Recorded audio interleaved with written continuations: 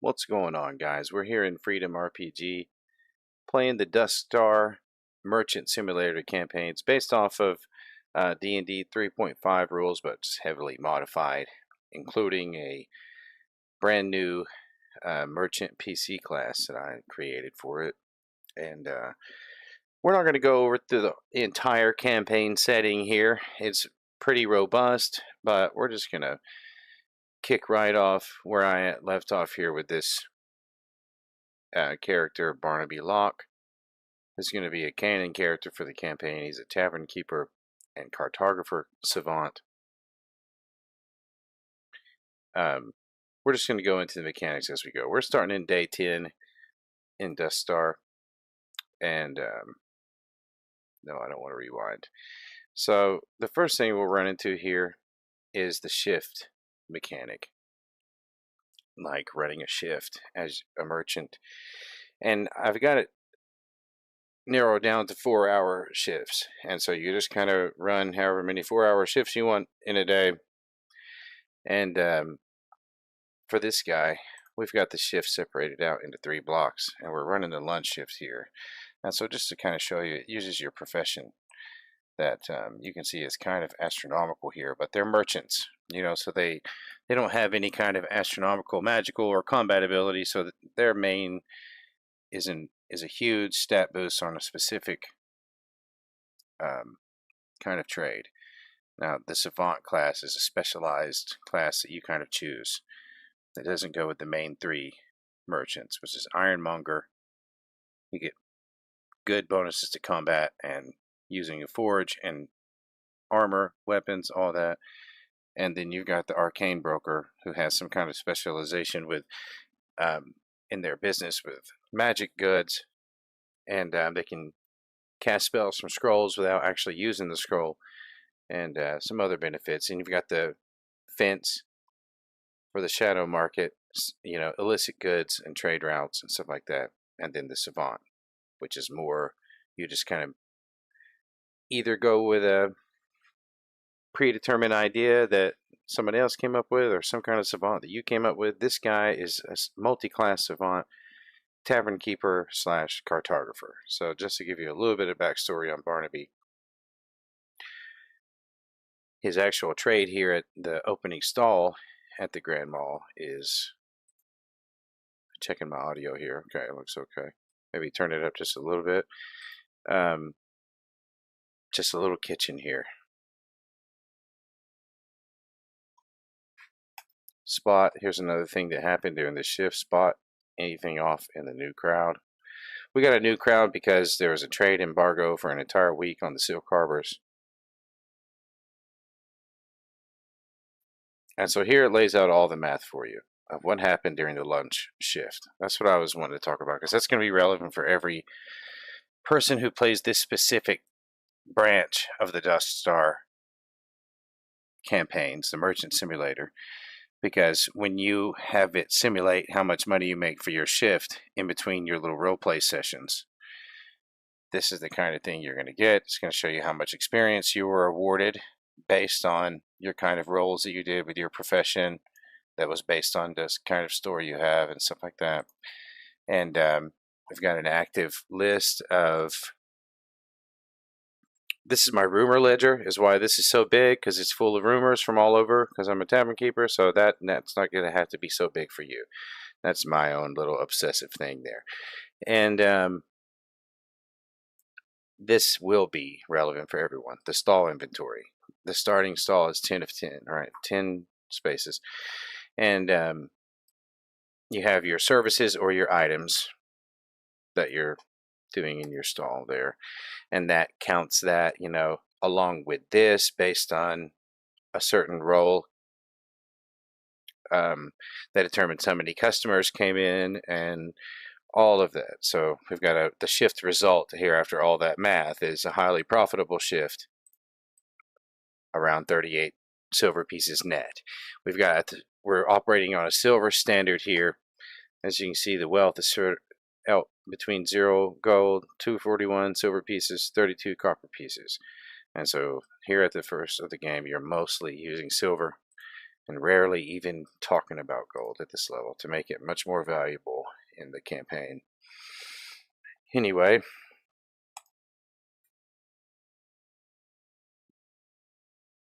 we'll see what happens after the lunch shift. And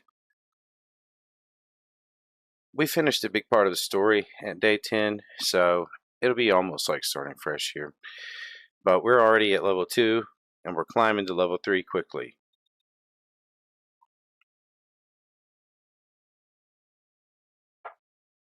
By the way, if you want to try out this game, and you haven't registered for Freedom RPG yet, look at the pinned comment. There's a link to register. You'll get bonus credit for using that. It's also in the description if you're watching this at another time where there is no link or whatever. But so get to the game by registering, and then inside of the game on the actual web browser, you can click the Discord. When you get into the Discord, go to the shared worlds, and that's where you'll find Dusk Star and many other shared worlds by not only myself, but the main developer of the game himself and several players. And it's already building up to be a quite nice little world sharing place in there. So let's start off here with how the story begins after my lunch rush. The rush hits like a tide finding its old mark. 9 days of embargo rations left the harbor hungry for anything that isn't hardtack. And the word coffee travels down the corridor faster than you can pour it. You work the pots in the rhythm you've built all week. Stew ladled left-handed, roast trimmings into the skillet. Grosh, this is my this guy I met actually on day 1, and I had a 1 drink limit on ale, and I gave him an extra one as a favor. And over the next several days, he ended up being my employee, and now he, as you can see, he's pretty tough. So, new faces, most of them. A whaler's crew fresh off a ship that waited out the embargo at anchor, paying in coins so salt-crusted you have to rub it to read the stamp. 2 mall porters who've clearly been told about the to-go mugs by someone. A ship's carpenter who eats 3 bowls in silence, pays for 4, and leaves. 1 mate in a good coat lingers at the map wall. I've got a wall inside my kitchen that's full of maps that I've drawn for my little side business of being a cartographer with that he's not a savant at yet. That'll come at level 5. So he's just going on a small cross-class skill level for that right now. It's kind of a little role play thing. Anyway, so they're looking at the map wall. That's what that's about. Long enough to ask the price of the coastal sheet. Winces at 150, but takes your name and doesn't haggle. That's the reopened market talking. Winces, then remembers, yeah, I had my maps at half price while the embargo was going on because everybody was freaking out. They're having to redo their trade routes on inland routes. And anyway, it's over the 3rd pot, wiping down, that you catch it. Across the corridor at the tea stall, a lean man, canvas jacket, inland boots. Not drinking his tea so much as renting the cup. He's been there through the whole rush, and his eyes keep coming back to your wall. Not the food cube, the maps. And once, when the tea seller leaned in to answer something he asked, she glanced your way before she spoke. By the time the crown thins, the till is heavier by a fair stack, and the coffee cask has dropped past 2/3. The lean man is still there, patient as a ledger. Grosh follows your eye without turning his head. Old soldier's trick. 3 pots. He's sat. Nobody drinks tea for 3 pots. Okay. All right. Well, let's see. So we've got this guy over at the tea place staring us our map walls down. Ask the tea seller what he asked. Ignore him and start over the chart. Have Grosh loom near the tea stall. Uh,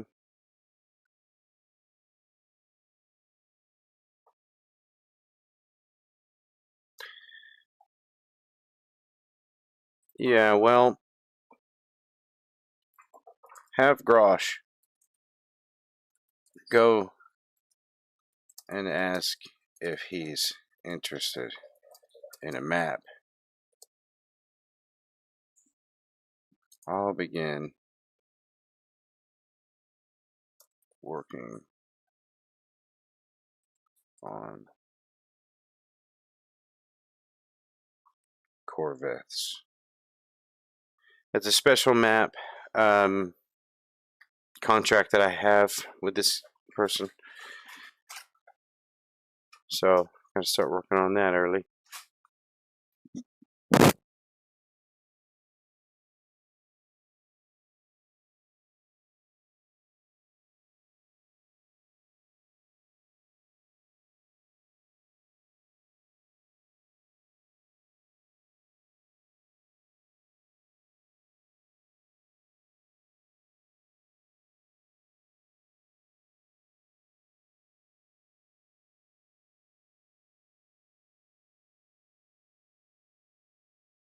Alright, so it's taken a long, sorry about that, whoops, forgot about that. It's taken a long time to go because I'm on Mythic here. I'm stressing it out to the maximum capacity, but I heard the Swift is actually pretty good. I heard someone say that today. So whatever you prefer, Swift helps you save credits. We really want to build a complex story because we're going to be using some of the best parts of the lore to inject into updates into the Dusk Star merchant campaign so that we can really just keep it fresh and keep it as human as possible. Because, I can use my own interaction with it to modify the input of what we update the campaign with, like the campaign start.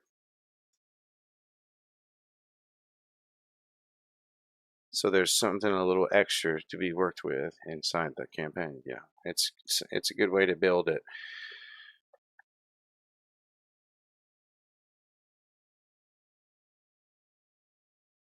It's still thinking on why is it changing my profile picture?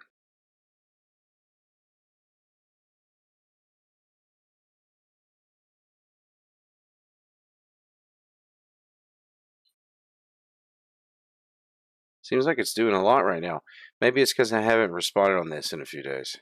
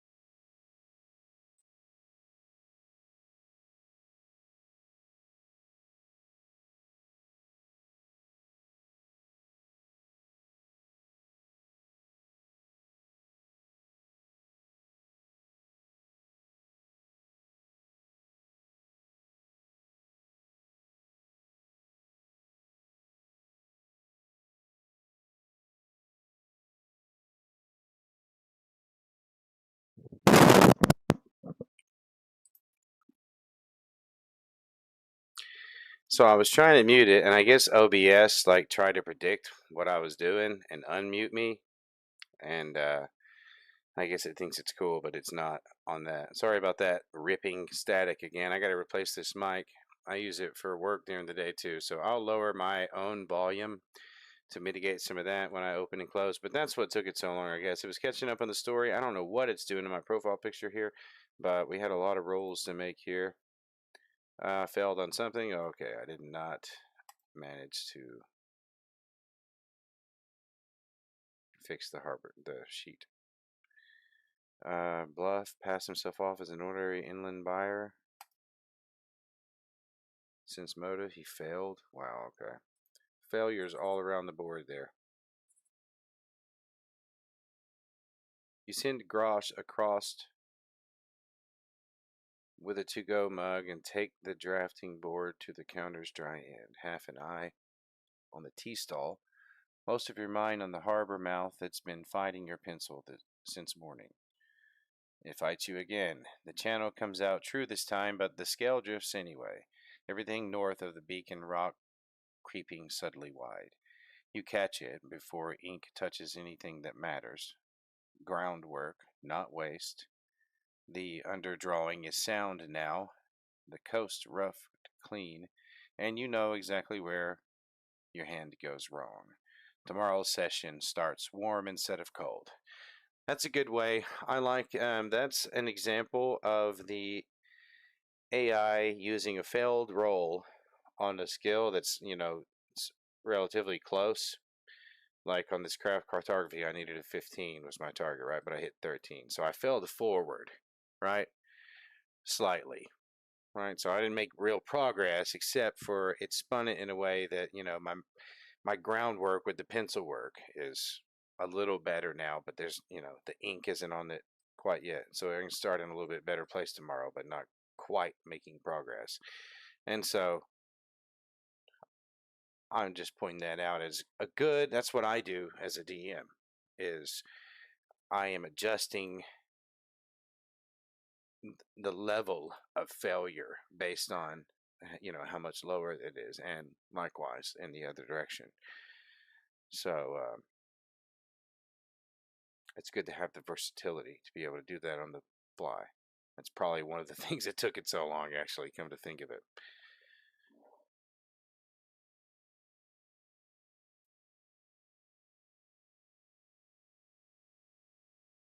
Because you got to come up with that calculation and then put that into words as a computer. So that's interesting that it has the ability to think all of that through. Groundwork, not waste. The underdrawing is sound now.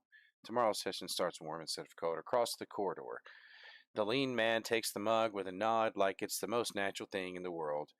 Whatever passes between him and Grosh takes 3 sentences. Then they're both walking back, the man following your wall of maps the way a customer follows a smell. Buyer, Grosh reports, resuming his post. Come in overland, wants a road map. He seems satisfied with the answer he got. Okay. The prickle at the back of your neck is less satisfied, but the man's coin, when he lays it on the counter for the coffee, is good copper. Okay. Who do we have here? Sorel Mott. This is a new character being introduced here. I've never met this person before.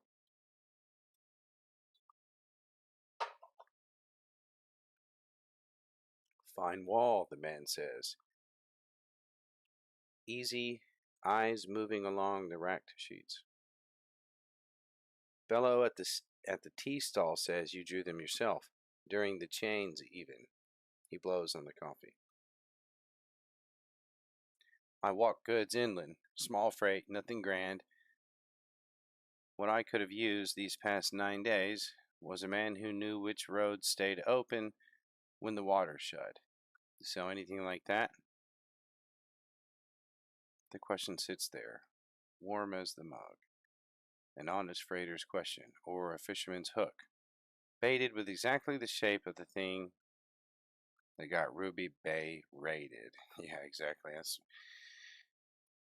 So there was a thing happening at Ruby Bay that is what caused the trade embargo and the lockdown of the main piers on the Silk Harbor.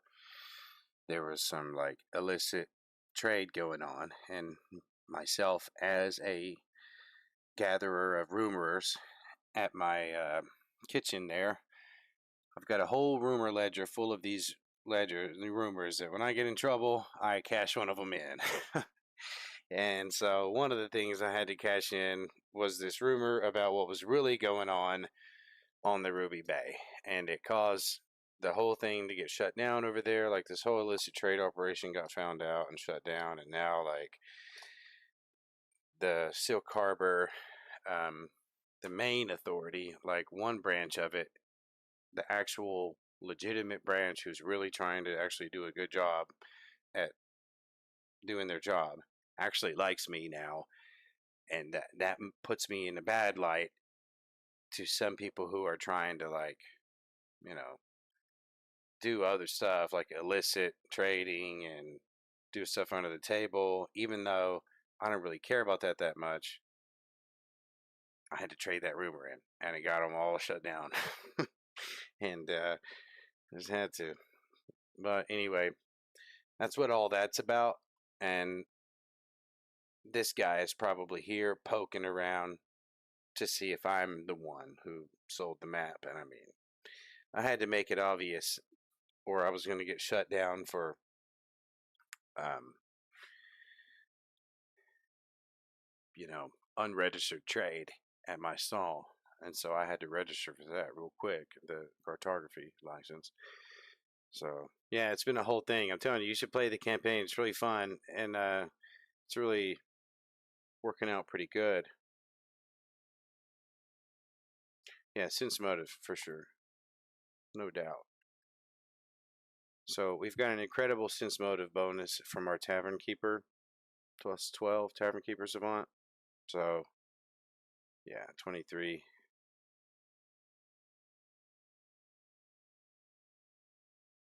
Oh, that's, yeah.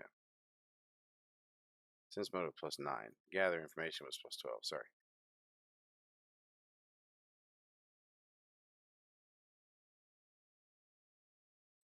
So it shows you the math there too. What exactly happened? Barnaby, sense motive 17 plus 9, 26 versus Sorel's motive.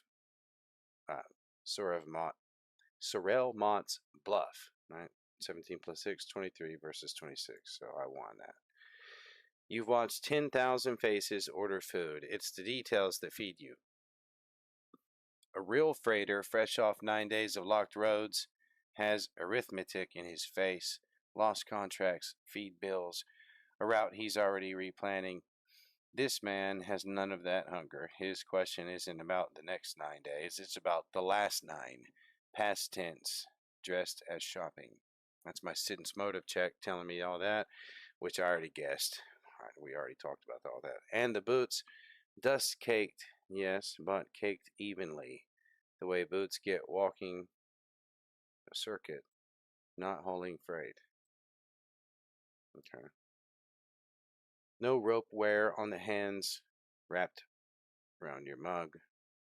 No Carter squint. He came in with 3 pots of tea worth of patience and a question shaped like a key, and the lock it fits is Ruby Bay. What you can't read is who holds his leash. He's a hired ear, that much is in the stillness of him. A man paid to remember rather than decide. Whether the coin behind him is angry dry passage sellers or something with a trident on it, his face doesn't say. He sips your coffee and waits, pleasant as weather. Rumor ledger arithmetic runs itself in the back of your head. Whatever you answer, the answer travels. Yeah, obviously. Whatever I say here is not staying here. It's going to whoever sent him. So I gotta play my cards right here. Let's see what options freedom gives us here in these 4. See if any of them sound good. Play the simple map man. Coast and city sheets. Roads, same as anybody's. During the change, you cook stew for hungry sailors. Bluff. But now you know what he's fishing for. I mean, that's not that much of a bluff. He's not even that good at making maps. He's just, rolls good sometimes and does it enough that he's got some maps to sell. But show him the hook gently. Roads that stayed open when the water shut. Now that's a Ruby Bay sort of question. Let him know the fish can see the line, risky border. Nah. That's silly. I'm not saying that. Sell him a roadmap and overcharge. Oh yeah, now that sounds good. Now that sounds good. That's probably what I'm gonna do. If I didn't have these options, that's probably what I want to end up typing. I'll be like, man, yeah, I saw all kinds of maps, man. What do you mean? Here, I got this one right here. 200 silver. That's a family bargain. Signal grosh, then answer slow. One look moves the wall closer. Whatever the man is, he should count hands before he counts answers. Well, so it just depends. I don't know how much. Um, don't know how much I'm really worried about the backlash. I'm gonna sell him a roadmap, a big one. Come on, overcharge it. I love that option. It's got to be the one we do. Just upsell him. That's what a real simple map man would do. Not pretend to be a simple map man. A simple map man would try to make a big sale. Right? Come on.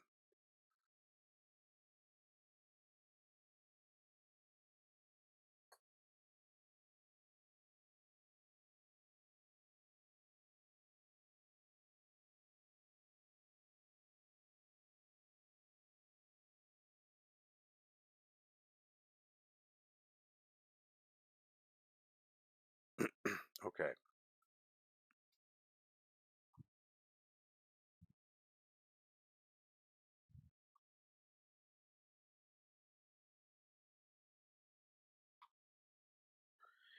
You wipe your hands and give him the shopkeeper's smile, the one with nothing behind it but arithmetic. Exactly. He was picking up what I'm picking down here.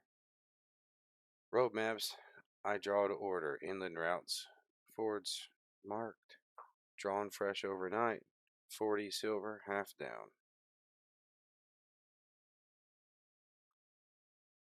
It's robbery and you both know it. The road sheet on this row runs 20 on a greedy day. That's the point. Small freighter 9 days out of work would flinch like you'd salted his coffee. Okay, so in my overcharging, I'm testing him openly because, you know, a real guy would flinch almost correctly. Let's see, he flinches almost correctly. 40 for roads, a dry laugh, a shake of the hand, a shake of the head. The performance is good, the timing half a beat late. 35, and it better show me every ford between here and the Dusk Cart Trolls. There it is, a man who walks freight for his bread doesn't come down 5 silver. Yeah, exactly. He walks away, or bleeds you to 25 copper by copper. Yeah, that means he's pretending to be uh, surprised by my price, but he's just thinking I'm overcharging in general by a little bit. And he's just like, he doesn't want to seem like he doesn't know what he's doing or doesn't know how to negotiate, so he just drops it 5. That's highly intuitive. That's a highly insightful role playing scene going on here. That's I like that.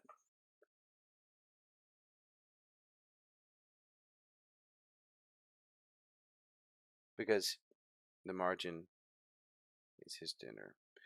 This one haggled just enough to be polite and folded like the money wasn't his. Yeah, exactly. He counts out 18 silver in deposit. Clean coin, city minted, not a carter's mixed pouch, and slides it across. Tomorrow morning, then. I'll come by after the breakfast rush. He raises the to-go mug in a small salute, taps the counter once, and drifts back into the corridor traffic with his even dusted boots. He wanted a reason to come back. You just sold him one at a hired ear's expense. Grosh watches him go, then eyes the silver stack. Good buyer. Somebody's good buyer. Okay.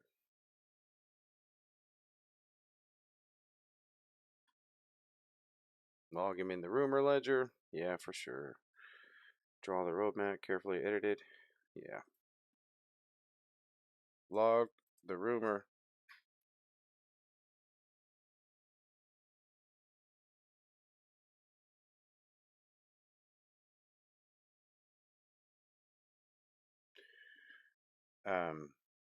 Work on the roadmap, carefully editing to leave out dry passage tunnels.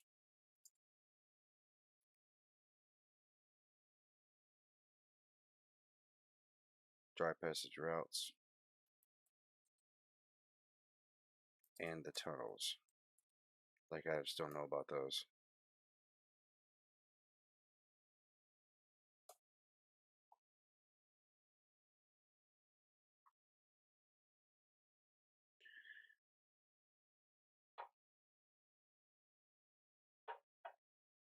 Come on, roll good. Barnaby, 8.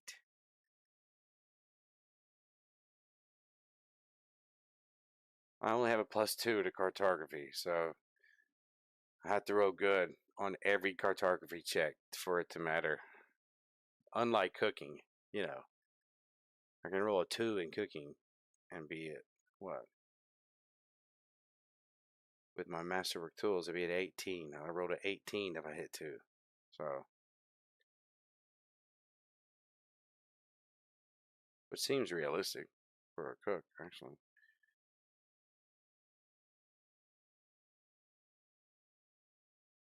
The ledger first. You wedge into the cot corner where nobody can read over your shoulder and write entry 11 in your tight hand. So that adds to my big rumor ledger here. And I did not even actually specifically ask Freedom to do that, but I didn't stop it. So it just kept going, I think. And now that's going to just be an infinite rumor ledger. So, cool.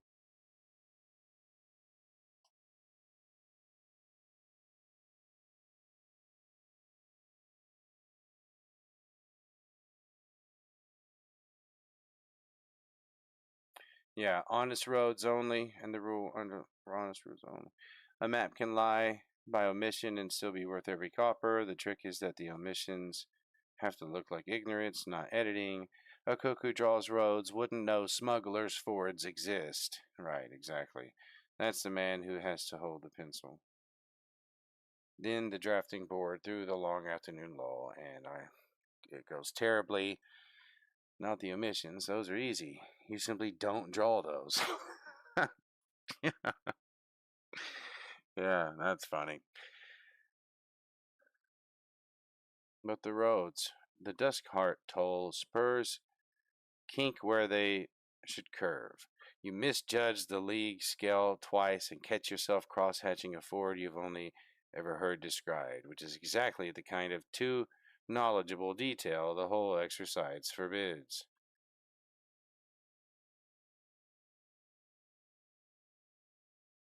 Oh, that's how I messed up. See, that's a funny fell forward. I put too much detail I wasn't supposed to know again in it. That's good. Which is exactly the kind of tune-up. Yeah, we already read that part. By the time Grosh starts racking flagons for the dinner shift, the sheet is a mess of half-erased pencil, salvageable underdrawing, nothing a man could pay 30 silver for. Yeah. The lights going amber through the corridor. Dinner crowds coming. First reopened harbor dinner. Roast, spiced and waiting. And somewhere out there, a patient man expects a finished map after tomorrow's breakfast. You can draw by lamplight after close and pay for it in sleep, or hand him pencil work and an excuse. Roads on the turn. Roasts on the turn, Grosh says from the fire. And there's a queue forming That ain't for maps. Yep. Yep.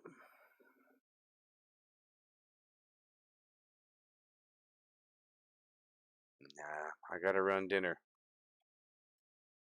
I can't make Grosh run dinner. He's okay, but he's not,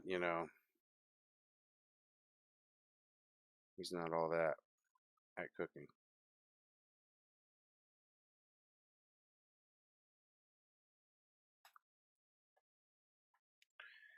I will cook the dinner shift.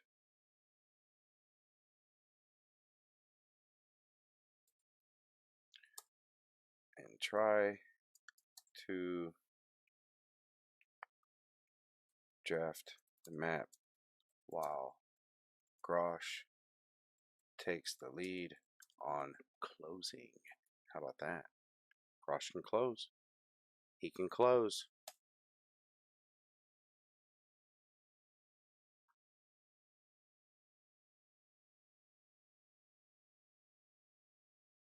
All right, 32, profession cook. Well, I guess, we can say everyone is pretty well fed with a 32 in cooking.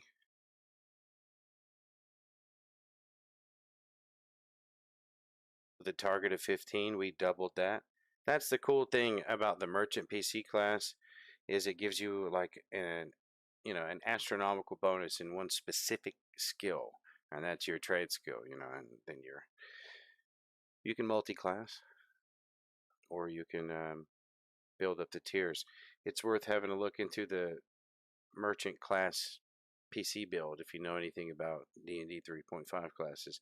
I can show it to you if you're interested in that. Just go to the hit the registration link down there at the bottom if you haven't registered yet. Hop from there to the Discord. You'll see the icon in there, and then go to the share worlds, and that's where you'll see Dusk Star. You can look at that, and I even have a bunch of pre-made characters for it that I've designed to be good at like 8 different trades. The dinner shift is the kind cooks brag about years later. First reopened Harbor Evening, and the corridor knows exactly one stall with pepper, cinnamon roast, and island coffee to finish. I know, exactly. That sounds good right about now, actually. The queue runs past the tea stall from the first bell. The roast sells out to the last rind. 2 whaler crews argue over the counter stools and settle it by buying each other's second flagon. Grosh works the door and the pour, P-O-U-R, like he's held a shield wall narrower than this. The till comes up heavier than any night since you opened. Very nice. 304 silver. That's the max silver we've had, and we're already paid up on rent early for this week. So, mess with me. Mess with me on Dusk Star. I'm just joking. Then the lamp, the board, and the humbling.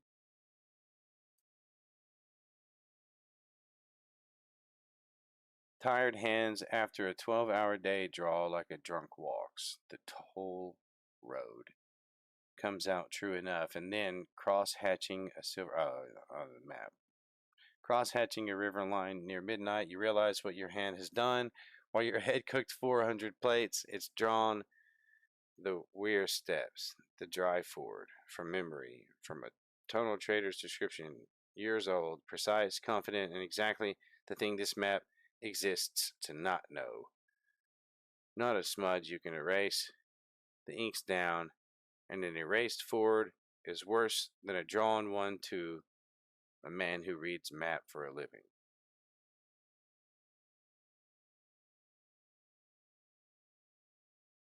The sheet goes into the stove. How bad did I roll? Cartography 3. Oh no. Oh, I rolled a natural 1. Natural 1, very nice. Good job, Barnaby.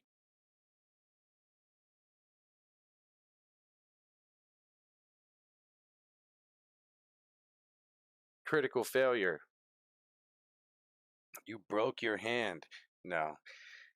Okay, so it goes into the stove. The corridor's gone quiet, lamps out at the cask, and the night watch candidates long rotated home to their beds. Grosh bolts the shutter and looks at the empty drafting board, then at you. He comes after breakfast. I, with no map. 2 parchments gone, a heavy till, and 4 hours till dawn prep. The bed above the stall has never argued so well. Yeah.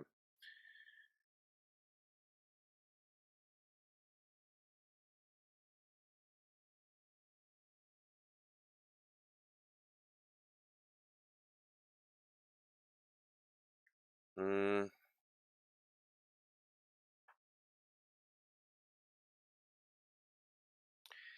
yeah, I could just refund him. Tell him I didn't have enough time. Yeah. I mean, sleep, prep for breakfast, plan to refund him, explain I was distracted by the dinner rush and had to start over. I can try again if he wants.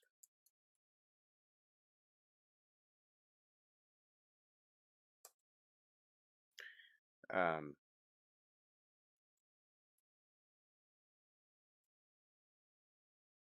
Same price if so. Okay.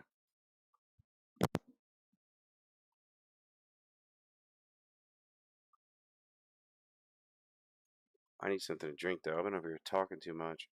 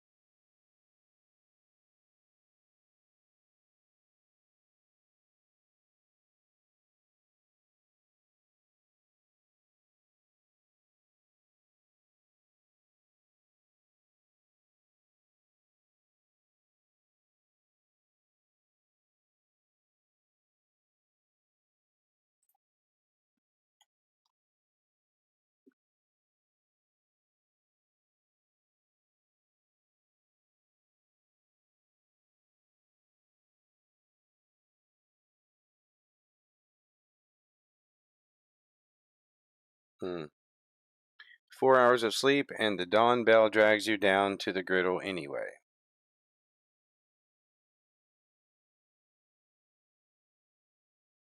The body runs on habit. The skillets don't know you're tired. Breakfast goes out hot and fast. Dock workers back on full wages now. The to-go mugs moving so quick, Grosh starts a chalk tally of deposits on the shutter frame. Mott comes when the rush thins. Same canvas jacket, same patient walk. You don't make him ask. You set the 18 silver on the counter between you, stacked neat. Dinner rush ate my drafting hours, and the start I made wasn't worth your coin. Had to scrap it and begin over. Your deposit's there. If you still want the sheet, I'll draw it right. Same price, 2 days. If not, no harm. I think that's reasonable. I think it's a very reasonable response. Instead of trying to jack around, even if he is being weird himself. He looks at the stack longer than a man looks at his own money. Something recalibrates behind the still hazel eyes. 2 days. He slides the silver back across. Keep it.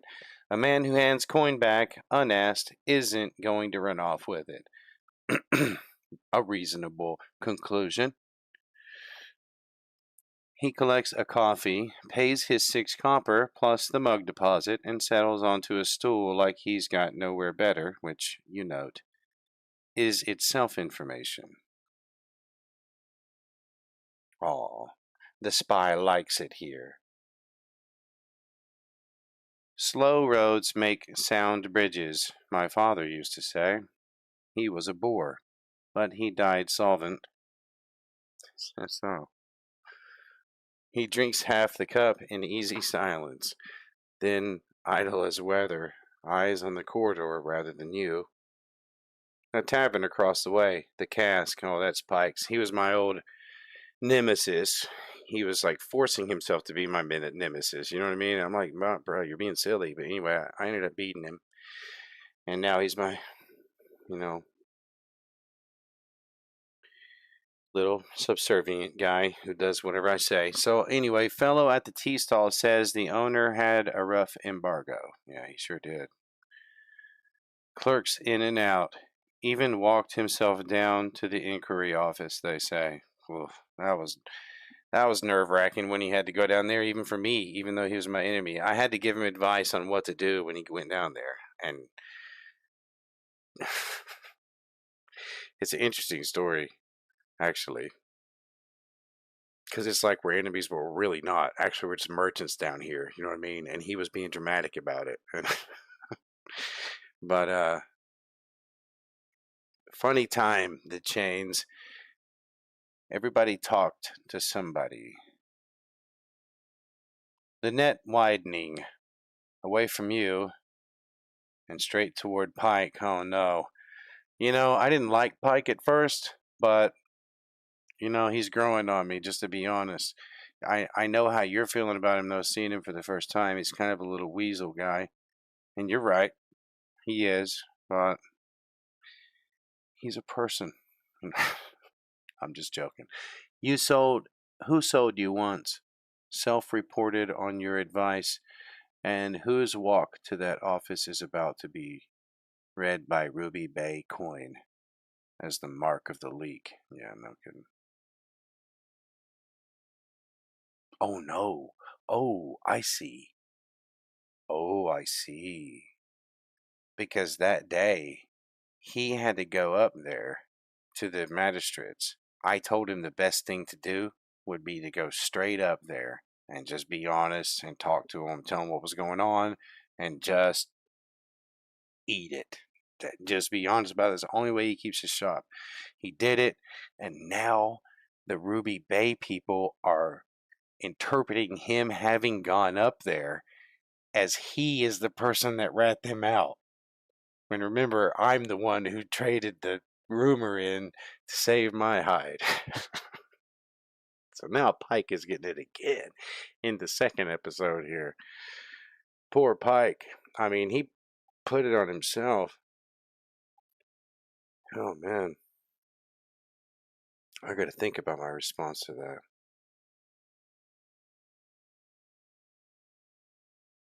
Deflect, gently muddy the water.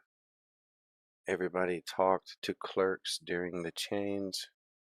They came to me too, counted my sausages. Thugs, putting their coin-ridden hands all over my sausages.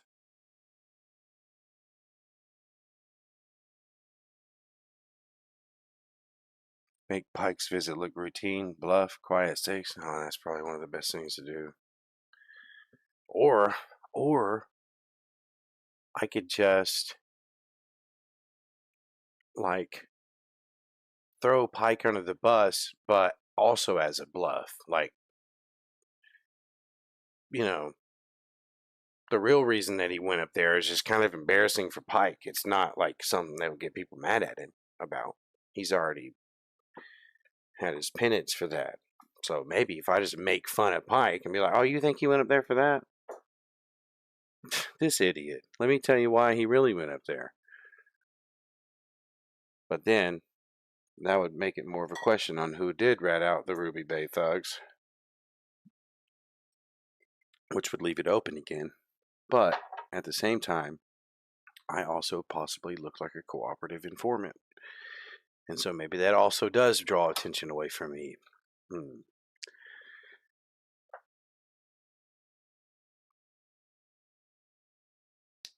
Give my nothing. Shrug, wipe the counter. Change the subject to forwards and tolls. Let the thread lie. and warn Pike yourself after Mott leaves.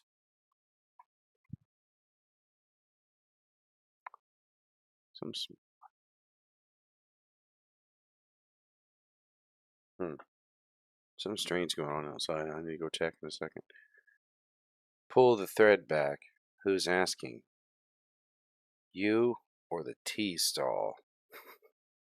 Press him lightly and see how a hired ear handles being questioned. Say nothing.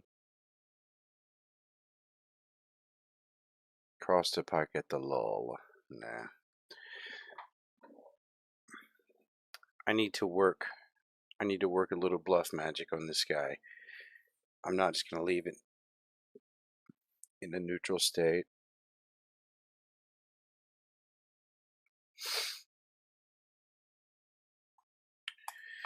So, the real reason that Pike had to go up there is actually just kind of embarrassing for Pike.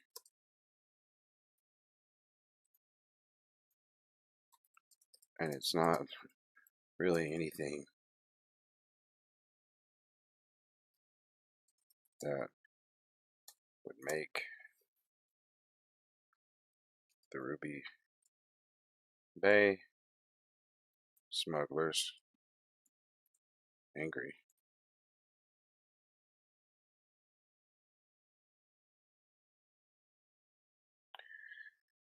Perhaps I could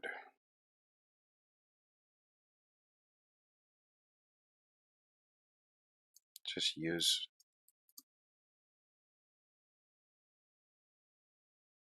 a vague version of the real reason he went up there.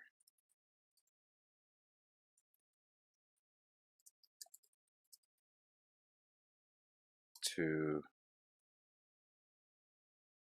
poke fun at Pike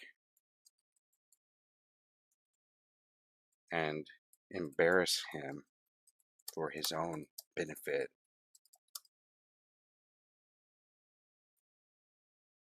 Resolving the threat at the expense of his reputation. I mean, it's best I can do, Pike. You know? They know they can trust old Barnaby with the truth.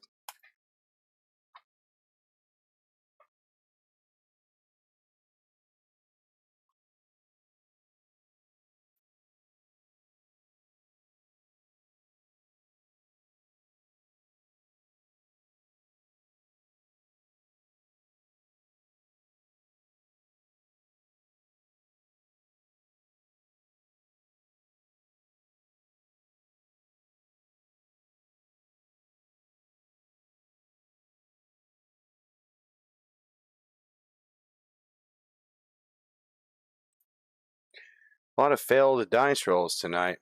Definitely failed that bluff attempt, even with a +9. But he's got a +7, so I'm dealing with I'm dealing pretty a good adversary here as far as social interactions go.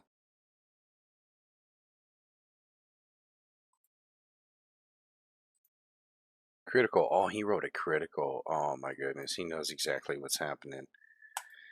All right, get him, Grosh. It's the only thing now. Just get him. You laugh, the easy, counter-wiping laugh of a man enjoying a rival's brews, and lean in like it's the corridor's favorite dish. Clerks in and out of the cask? Aye, and it's a better story than Rout's. Man was watering his ale and patting his slates, chalking 9 flagons where 4 got poured. Got caught at it in his own tap room in front of half the row. What do you think a fellow does when the whole corridor has seen his arithmetic? He runs up to the office and confesses before somebody files it for him. You shake your head, all rueful amusement that I horribly failed at, or that he just saw through. Everybody talked to somebody during the chains. Pike talk fast, this is all. It's true. Every word checks. All that is actually true. The truth slates, the witnesses, the walk to the office, ask anyone on the road. And Mott will. That's the trouble, because as the words leave you, you see it happen behind those still hazel eyes. Not disbelief. The story's too solid for that. Something quieter. The half beat where a man notices the dish arrived before he ordered it. What? You had the answer. Oh, okay. You had the answer ready. I answered too fast. Okay, I got you. And I gave probably too much detail. And yeah, that makes sense. That's reasonable. It's handling the roleplay really well. You had the answer ready, shaped, garnished, cooks gossip. They don't serve gossip. With the corners rounded off.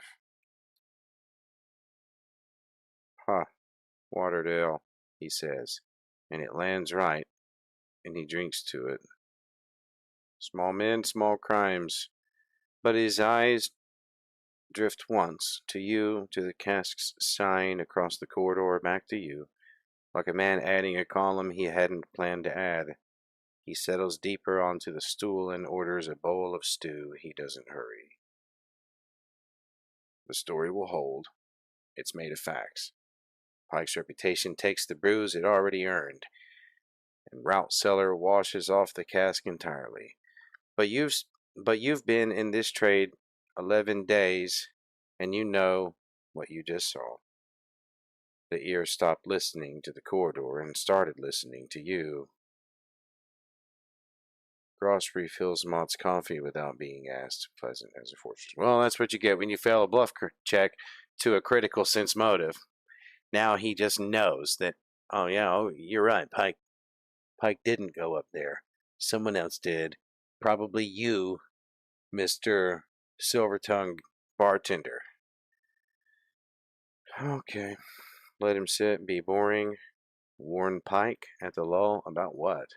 Pike is saved Pike. There's nothing to warn Pike of. Warn him that he's what? Needs to be more embarrassed about being a punk. He's embarrassed enough. I'll just leave him out of it. Feed the ear something useful to you. If Mott's watching anyway, choose what he sees. Stage a harmless whisper worth reporting. Misdirection by theater.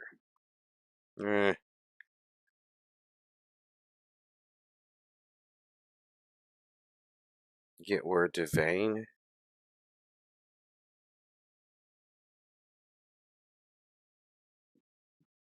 Vane.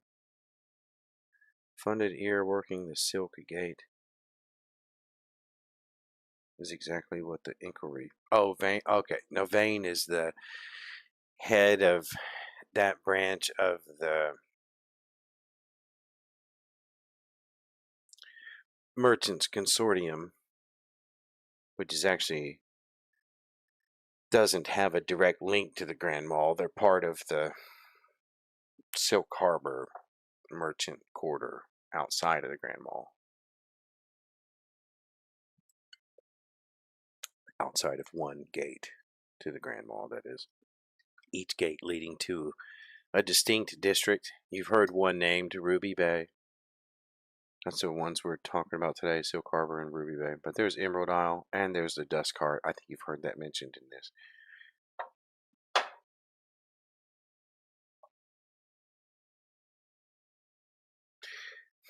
I'm not sure what I want to do here.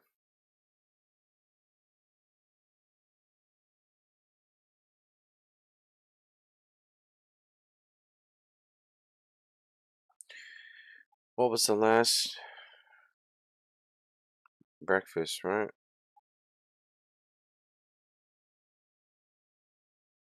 Breakfast. Okay. Not worried about Pike.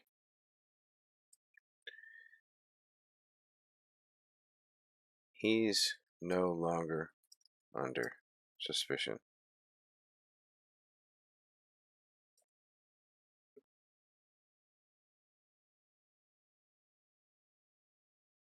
See, Barnaby's neutral good. That's the thing.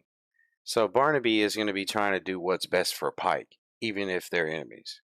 You know what I mean? So that's his line of thinking here. I try to play my alignments to what I really think that alignment would do in the situation. He's no longer a suspicion. You know, he's no longer under suspicion. The threat has gone from him. It's on to me now, I guess. But that's not exactly what I was trying to do. But again, in the breakfast, lol.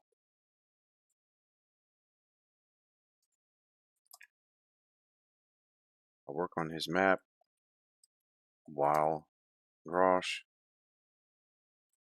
gets everything set up for me to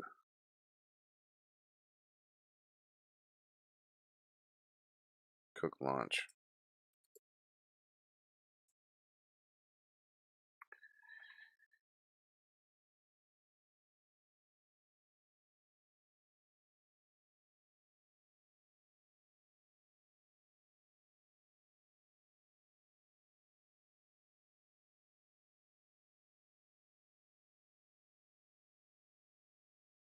What's up, Corey?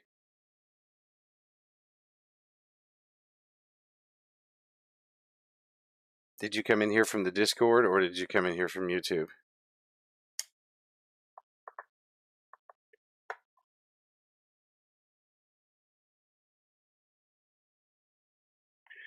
Did I finally succeed in a craft cartography check? Yes.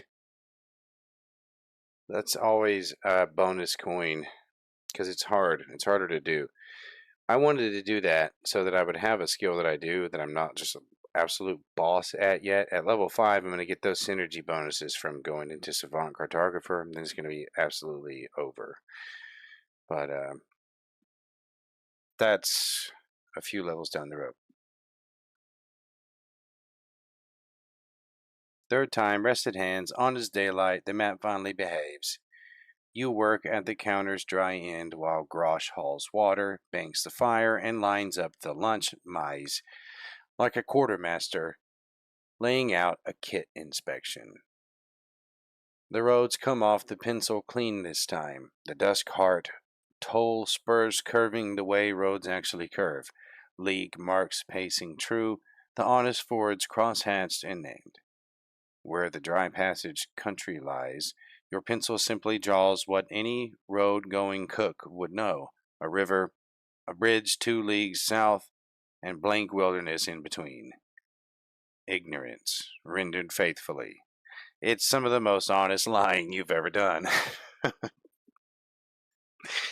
That's interesting. It has a good way of phrasing subtle nuances about the situation that I appreciate.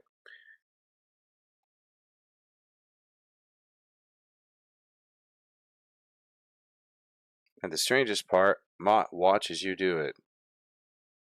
He's still on the stool, stew long finished, nursing his second coffee, and there's nothing false in his interest now. A man who reads maps professionally, watching one get born. Once, he says mildly, Bridget Harrow's neck washed out 2 springs back. They rebuilt it 40 yards up.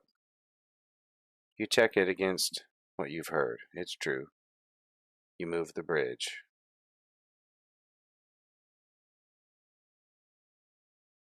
He just paid you a correction. Under your own terms of the mark, that's worth a flagon. That's true. I did put that in. If somebody gives me a map correction that I can verify with someone else, it's worth a flagon.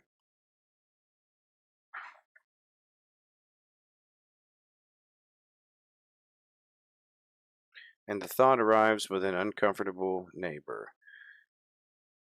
The best test of whether the terms work is a professional trying to worm his way into your good graces with them. By the time the underdrawing's done, it's done well. Inking tonight will finish it a full day early. Cool. Grosh sets the lunch pot simmering and takes up his post at the first dock workers drift in. Mott finally rises, leaving exact copper and the to-go mug rinsed. Okay.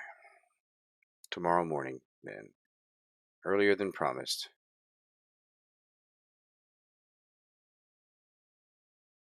I'll say that around. Okay. I see. He's going to say it was earlier than promised. Whatever. He will too. That's the thing about ears. They talk in both directions. Okay. I need just a second. I need to go check on something weird that I thought happened outside. I'll be right back.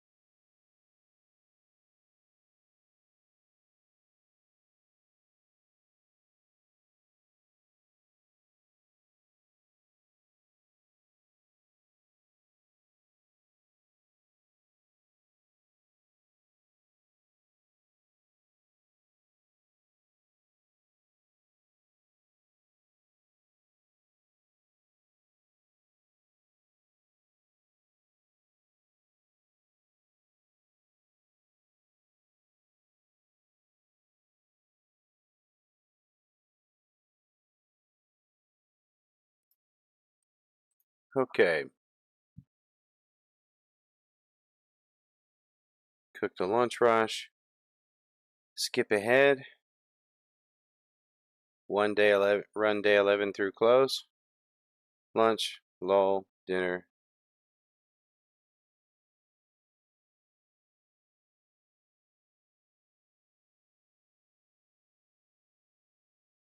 Yeah, exactly.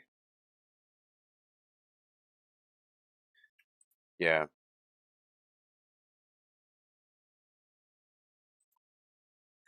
Cook, lunch, lull afterward goes to Corvettes sheep. That's the big map contract. It's a pretty serious one.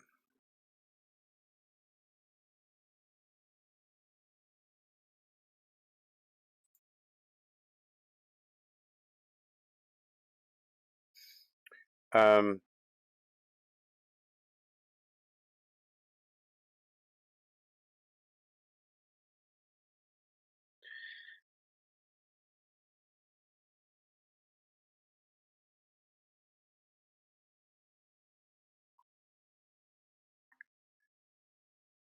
Send a runner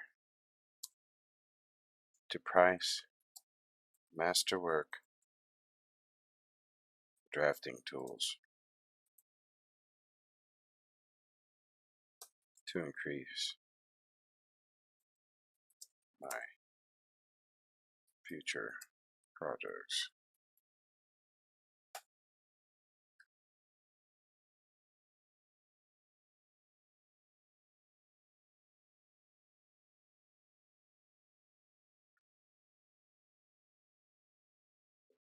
Hey Corey, just random. Oh, cool, man.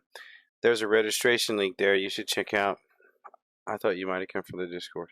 17 out of what? Target was 15. So how did I fail? Oh, I rolled a 1. Not good. That's the first bad lunch. I guess that's the only way it could be a bad lunch. Yeah, yeah, okay. Sorry, I didn't see you saying that, Corey, because I was sitting here reading all this. But yeah, the invite code is there in the chat. It's also in the description. And then once you get into the actual game, um, then you can hit the Discord link, like this icon in there. That'll take you straight to the Discord. Then you can go to Shared Worlds, and you can go to any of the shared worlds that are in there, or you can go to Earth Garden that he already has, like as one of the game modes, or New World and make your own. It's really just so it's freedom RPG. So, wow, don't tell me I rolled a 2. Wow, man, terrible rolls tonight, guys.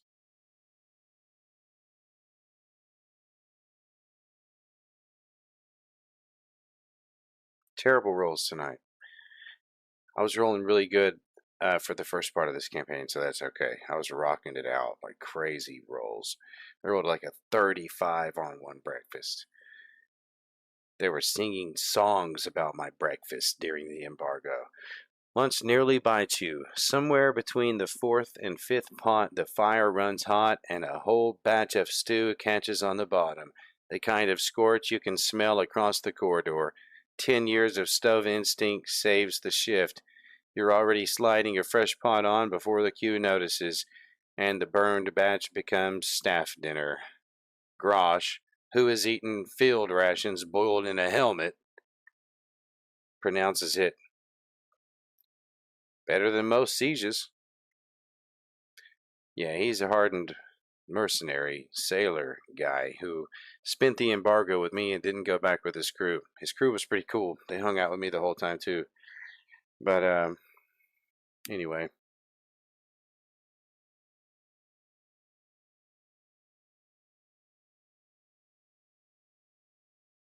the coastal sheet is crueler. In the lull, you lay a fresh overlay across the master underdrawing, ink loaded, hand confident from the morning's road map win, and the confidence is the trap. You take the harbor mouth at speed. The pen skips on a rough patch of parchment, and a blot the size of a thumbnail blooms right across the channel soundings. No saving it. The overlay goes in the stove. The underdrawing beneath survives at least. That's 3 parchments gone this week, and the cheap sets are half your problem. They drink ink unevenly and fight the pen, which makes the runner's return pointed. The boy comes back from Scrivener's Row with his 2 coppers earned. Quists has 1 set, master, brass instruments, ruling pens, a weighted straight edge, coming in on the first manifest. 500 silver, he said, and the doctor says it won't sit a week. Oh yeah, 500 silver. I don't have that much. 500. Your haggling would carve it to 450, maybe. The still holds 354. And rents another 100 come week 3. Arithmetic stares back at you. The same shape it always is. The tools would pay for themselves in exactly 1 Corvus. Great. If the sales come. Pets are promised 6 to 8 buyers.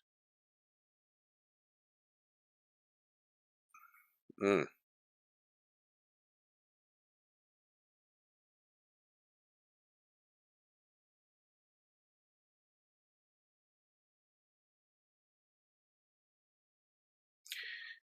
Sell the wall map, my nice wall map. Could sell that. Ask Quist to hold the set on deposit. Skip the tools, grind on the cheap pins.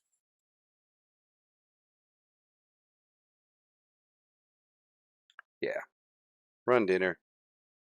Finish Mott's map. Decide tomorrow. Come on, let's do better on the dinner rush here.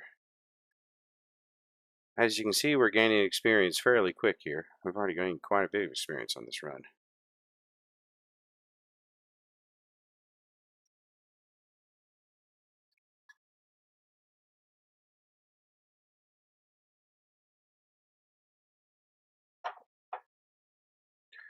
Target 10, cartography 11, great. Profession cook, dinner 18, success, good.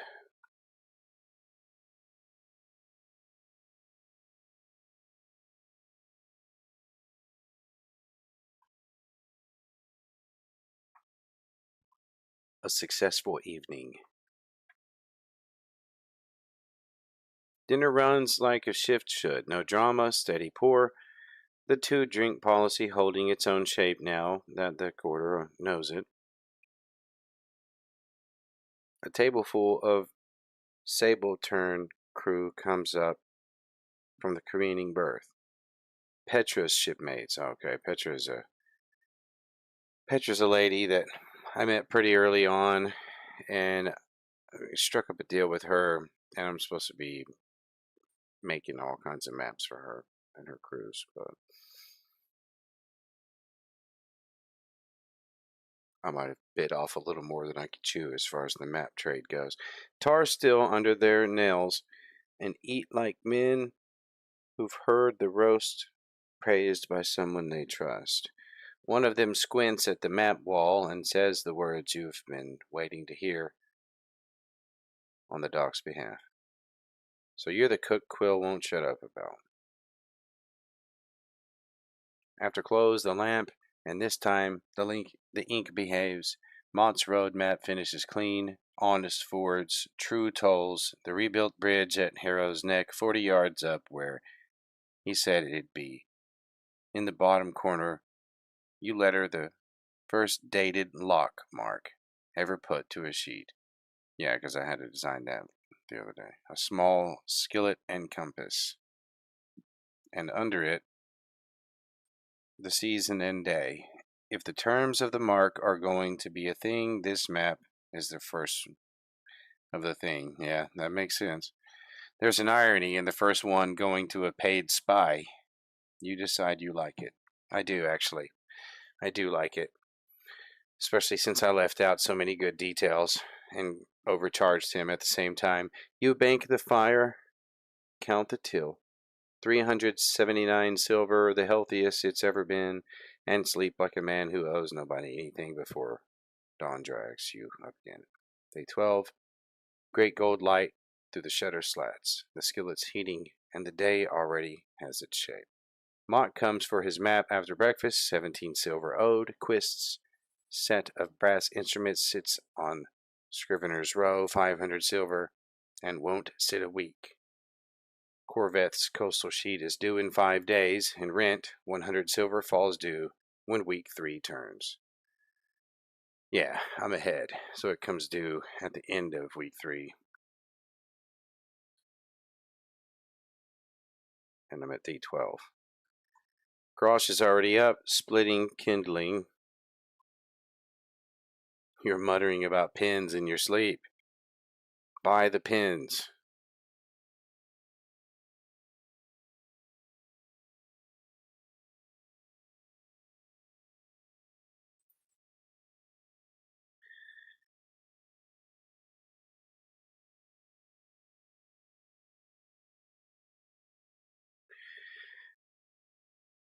Hey TJ, not necessarily. I'm just doing a little campaign here with Freedom RPG, um, partnering up with them on this for a few weeks, and it's a great game, having a lot of fun, and you should check it out.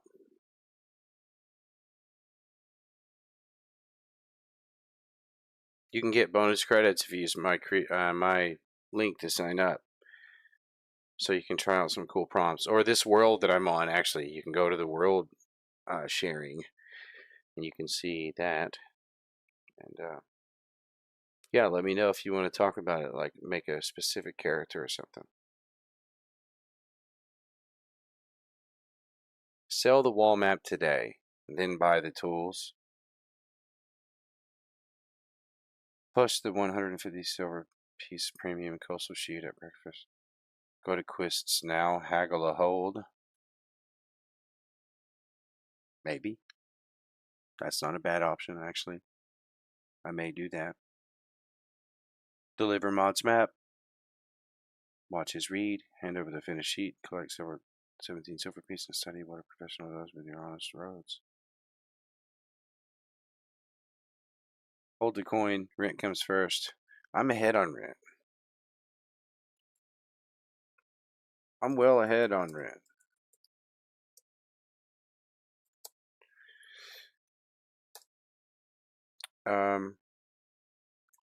Deliver Mott's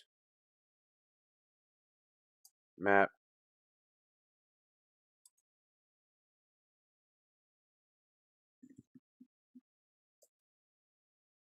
Pre-cook. Lunch. Have.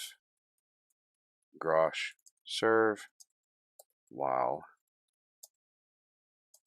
I go to Quist to ask him to hold them for me for a down payment. How about that? Reasonable. I'm not being unreasonable here.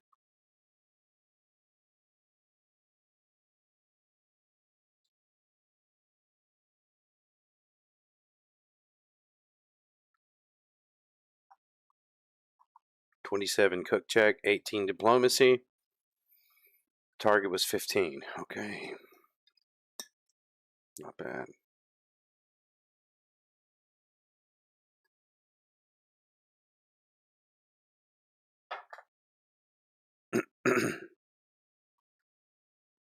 Grosh can serve. He's a good server. Don't worry about him. Don't let the face fool you. Some people have grown to like his glares.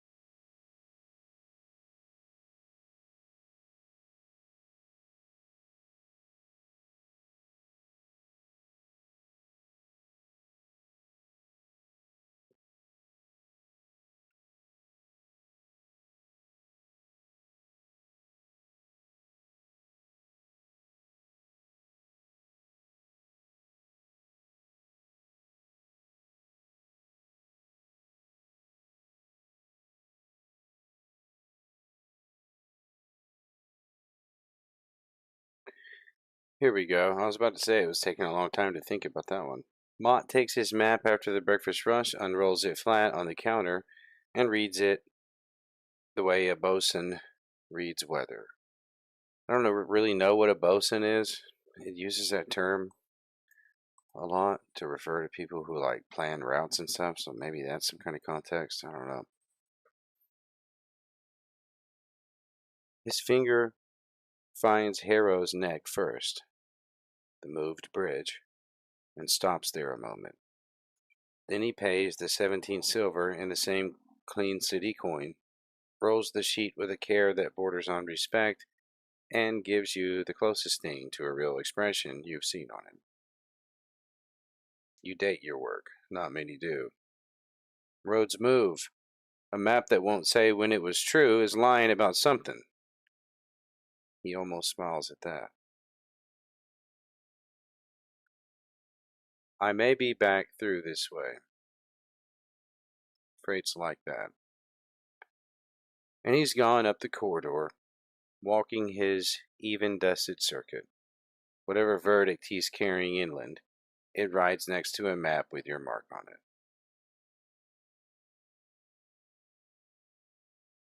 The lunch pots go on early.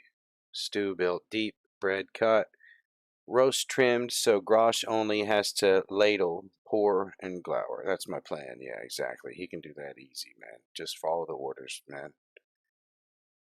Then Scrivener's Row. Quist and Daughters. Quist and Daughters. Cool place, I guess. Good name. Quist and Daughters. Smells of vellum and brass polish. The set is worth every word the runner carried.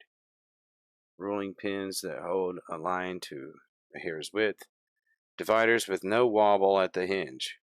A weighted straight edge that would have stopped both your ruined coastal sheets cold. The daughter at the counter, Vera Quist. Vera Quist? Wow, she looks exactly like Wednesday. I've noticed that happens sometimes. Nibs pinned to her collar like campaign medals. Nibs? Oh. Nibs. I don't know what a nib is still after looking at that, but I still get I get what's hanging there though, I think. Some kind of ornamental piece. Yeah. Nibs pinned to her collar like campaign medals. Watches how you pick up the dividers and revises her opinion of the apron on the spot. The haggle is short and mutually respectful. 450 for the set. She won't hold it on a promise. Promises walked out of here all embargoed. But 100 down changes the arithmetic of her patience. 100 now, 350 by week's end. 6 days. Past that, your 100 turns to store credit, and the stet goes back in the window. That's the whole of it. No better, no worse. You count the 100 out. She writes the ticket in a hand like engraving, tears you your half, and the brass goes under the counter with your name on it. 6 days. 350 silver. Not bad. Not too bad. Sell a few maps. Sling a few cheeseburgers. The wall map alone covers 150 of it. And Petra's buyers are out there past the chain. The machine just needs to turn. Yeah, now just let me hang on to it. Why don't you just let me hang on to it during those 6 days, and then see how quick I'll come back in 3 days.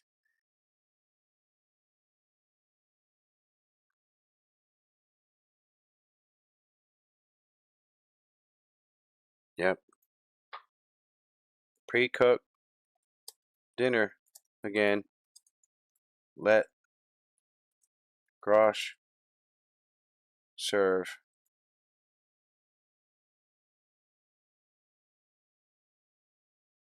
Nah. Let's just cook dinner and push the wall map.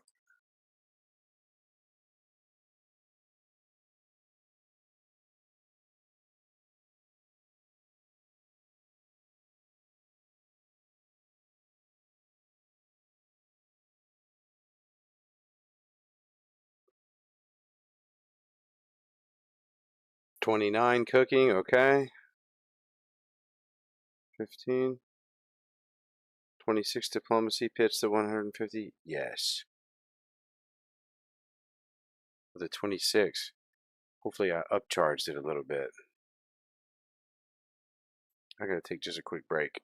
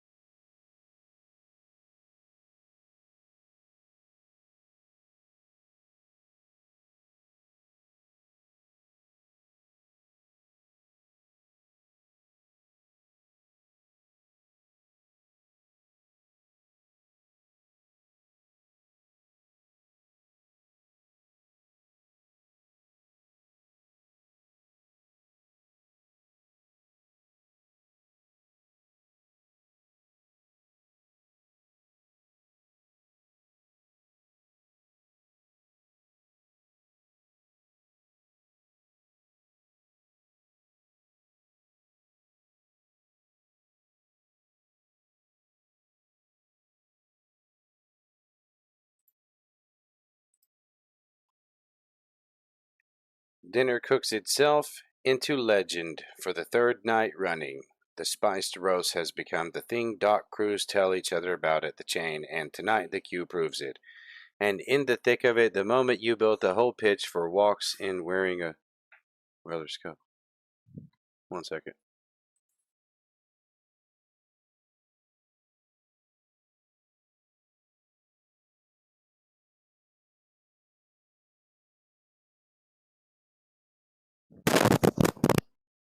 Sorry. I meant to mute that. I did that too soon. Sorry about that. I know that hurts the ears. I turned my mic down though, so hopefully it wasn't so bad. Okay, dinner cooks itself. We read that. Odell Herrick. Who's that? New person? Yeah, it's still generating Odells. Wow, okay. Cool guy. He looks like the um, elderly version of like the guy from Beauty and the Beast, the cartoon, like the guy who, you know, wants Belle and goes after the Beast. Looks like the old man version of him. Anyway, that's just my opinion. You know, if you don't like it, it's up to you. What are you going to do about it? I'm just kidding. Odell Herrick, second mate off the Gull Wing, arrives loud, hungry, and pre-sold. The turn crews talk did half your work at the careening berth. He eats 2 plates of roast, drinks his 2 flagons, and plants himself in front of the map rack, while you make the coast sound like what it is. 9 days of stale charts out there, and 1 sheet on this wall drawn with a bosun's 12 years of corrections in its bones. 150, he says it like a man testing a plank before stepping on it. And dated. Bring it back any season. 1 silver trues it against everything the counters heard since. Bring me a new hazard I can verify. The truing's free, and the flagons on the house. That's what lands, not the map. The promise, the map stays alive. Yeah. He's lost a boat's length of hull to a chart that lied about a bar shifting. And he tells the whole counter about it at volume while counting out 150 silver in mixed coin. You letter his name and the date beside the mark, and Herrick rolls his purchase like it's scripture.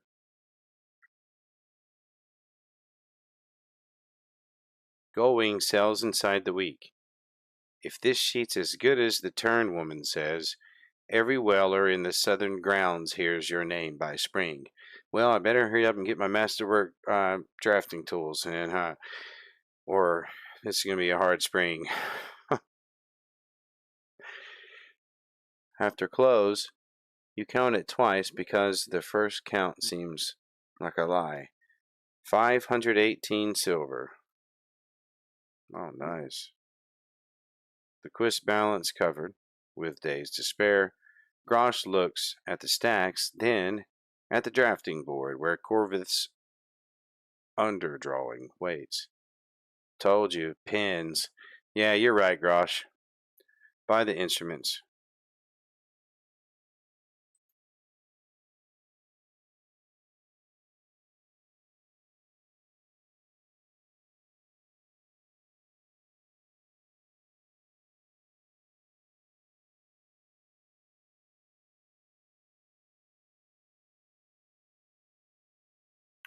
Yep, let's go get the instruments.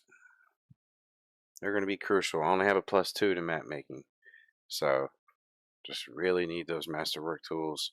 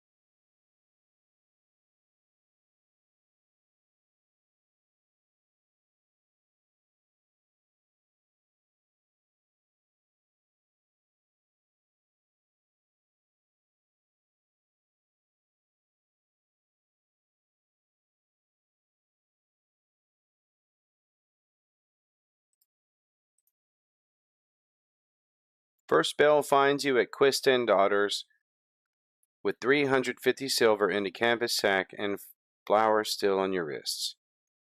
Vera Quist counts it with a banker's speed, matches your ticket half to hers, and lifts the case onto the counter like she's presenting a newborn. Brass on green felt. The ruling pins with their thumbscrew jaws. Dividers that open like they resent the air between their points. The straight edge with real weight on it. The kind that pins a parchment down and dares it to buckle. You'll want silver point fixative for your underdrawings, and better parchment than whatever you've been murdering. She says it as fact, not sale. Then adds a quarter stack of good vellum grade sheets to the case. Gratis. Good. She's little Wednesday over here. Those are so my instruments stop getting blamed for the paper. Come back when you've worn a nib down honestly. You don't know what you're talking about, Vera. Okay? You carry the case back through the waking corridor like the other men carry strong boxes. At the kiosk, Grosh has breakfast running and a queue already forming. He glances at the case, nods once, the closest thing to a ceremony he owns. And I appreciate it. I appreciate you for you who you are. I appreciate you for who you are, Grosh. The drafting board waits at the counter's dry end. Corvith's underdrawing pinned in sound. For the first time since you started this trade, the tools are as serious as the ambition. 5 days to the Marlin's debt deadline. Yeah, I didn't even have the skill when I started. I had got the skill at level 2. So when I first started drawing maps, I was rolling a 20-sided dice with no bonuses. Yeah. 5 days to the Marlin's debt deadline. 168 silver in the till. And a harbor mouth that's about to meet a weighted straight edge.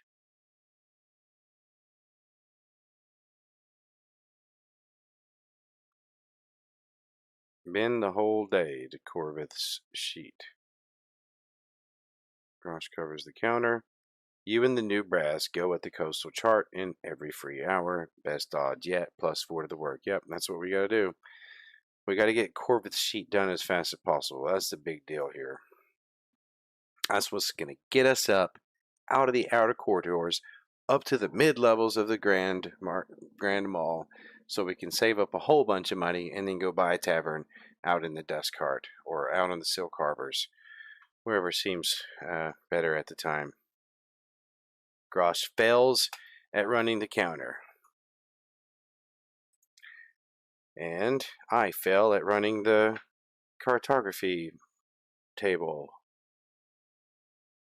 So everyone fails.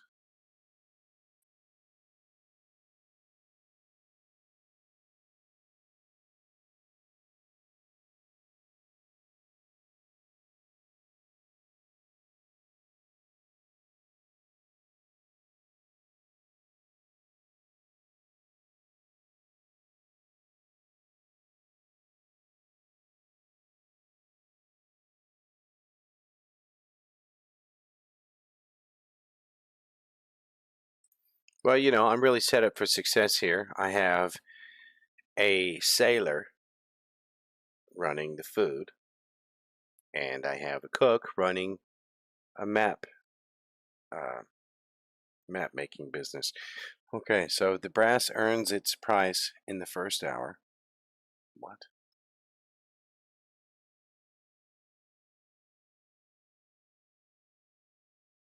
The weighted straight edge pins the parchment like a hand on the shoulder, and the harbor mouth, your tormentor, your 3 parchment grave, Finally lies down and behaves. I thought I failed that check.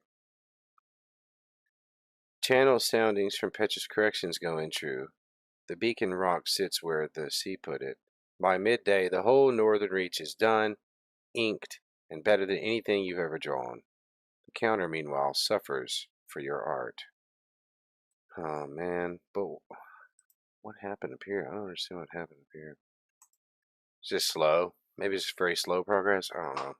The counter, meanwhile, suffers from your art. Grosh can ladle stew and count coin, but the man brews coffee like he's punishing it. I need some coffee, speaking of that. When I take a real break, I'll go make some coffee here in about 15 minutes.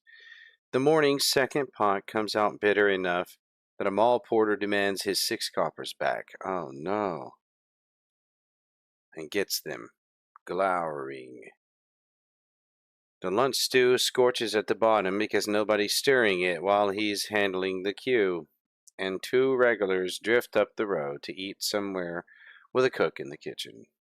He handles it the way he handles everything, squarely, without complaint, but the dinner he's pouring ale and pointing at bread, and the tills take for the whole day would embarrass a slow Tuesday.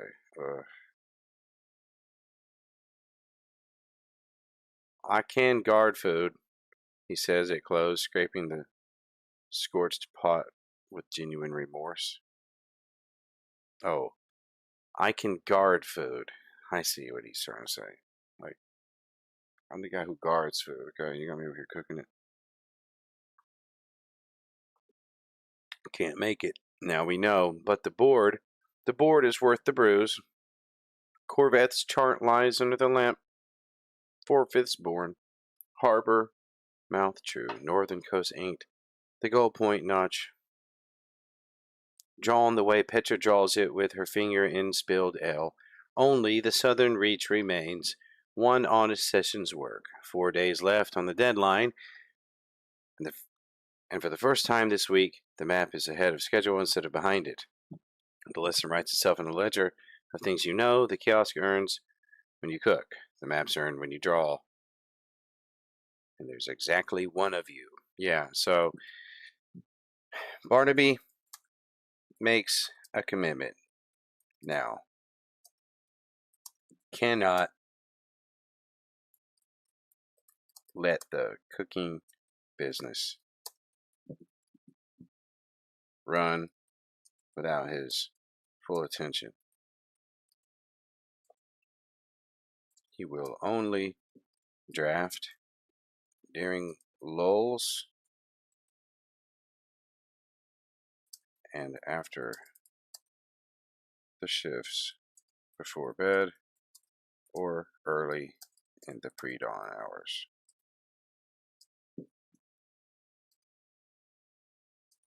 The rush is my time to make coin steadily.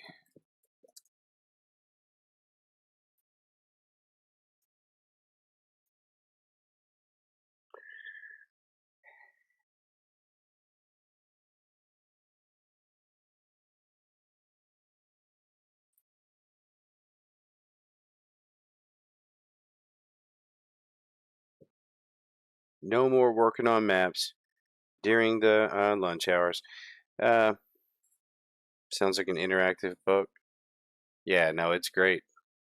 Yeah, it is kind of. Which I used to read those when I was a kid. But yeah, if you're coming into the stream new, there's a registration link in the pinned comment in the details. If you use my link to register, you'll get bonus credits. And you can play in Dusk Star by going, once you get into the game on the web browser, go from there into the Discord icon. That'll link you directly to the Freedom RPG Discord. You can go from there into the world sharing room. In there, you'll see Dusk Star Merchant Simulator that I'm playing and designed, and you'll see many others in there as well. There's already a lot of worlds shared, even though that was only recently in the last update, like fully fixed. So that's working really well. It was almost there on the update before that, and then that last update just really nailed it down. We're going to read this one. I'm going to decide what to do. And wow, I rolled a 23 on cartography. Not bad. So I'm going to finish reading this. We're going to decide what to do, and then I'm going to take a little break and make myself some coffee. Day 14 runs the way the machine was built to run. You at the stove is a correction the corridor fills immediately. The porter who got his coppers back yesterday gets a free cup of coffee brewed right and becomes an evangelist by lunch. The scorched-scarred regulars drift back when the stew smell turns on us again. Grosh, restored to door and pour until the things he can guard, moves like a man let out of the wrong job. The day's take lands heavy. The machine earns when the cook cooks. Now, it's written in silver. Yeah, I made some good money that shift. And the map gets what's left and thrives on it. Yeah, because I got the masterwork tools now. So, it's okay. Pre-dawn, before the skillet. The southern headlands laid in with the dividers stepping true. The midday lull. Shoal water hatched fine, the pin holding its line like the brass was always missing from your hand. After close, by lamp, the last soundings, the compass rose.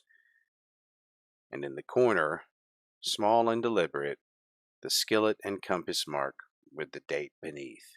Done. 3 days early. Yeah, because I rolled really good on that at 23, right? So I finished this thing. Oh man, the Corvith map is complete. And it was such a daunting task 2 days ago with no tools other than my pencils and those cheap parchments. And like all kinds of people. I had just happened to do really good rolls on a few maps. And so I caught the eye of some people who thought that because I did good on those maps that I was actually a good map maker, and just kind of things spiraled out of control from there. And here we are. But you stand over it a long moment. 9 days of embargo. A bosun's 12 years of corrections. 3 ruined parchments. 450 silver of brass. And a lifetime of drawing roads from a stool between orders. All of it pressed into one sheet that tells the truth about a coastline. The best work your hands have ever produced. That couldn't be eaten. Grosh looks at it over your shoulder, chewing the last of the staff mill bread. I actually know how that feels. To get done with a new project with brand new tools when you've been doing the same kind of project with lesser tools for a while, and then you look at it and it's like, wow, man, this is amazing. Like when you move from like free art tools up to like Adobe Cloud Suite or something, for example. That's basically the upgrade he did here.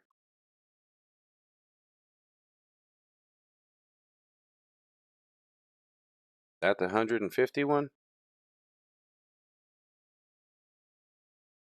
That's the first of 6. Maybe 8.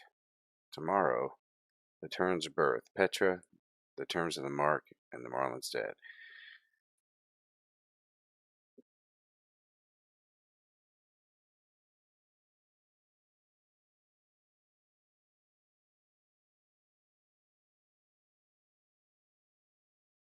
Morning, deliver the chart to Petra. Start the next sheet in the pre-dawn. Yeah.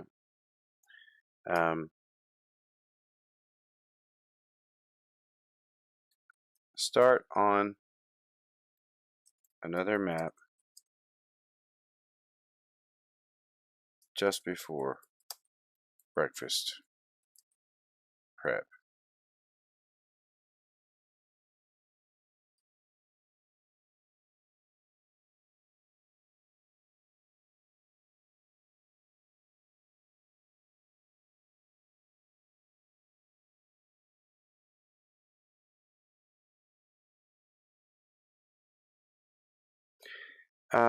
Deliver the chart to Petra. What am I, a delivery boy now? No. Send a runner to let Petra know the map is finished. I'm not going anywhere with the map. I'm not a goer, okay? I sit in this kitchen. You come to me for the maps.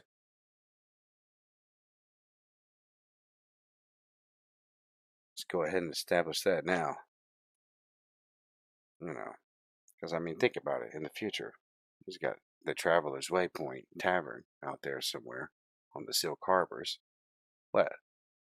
Barnaby Locke is supposed to be out delivering maps? No, you come to the Traveler's Waypoint and you get your maps. That's how that works. So that she can come get it when she's ready.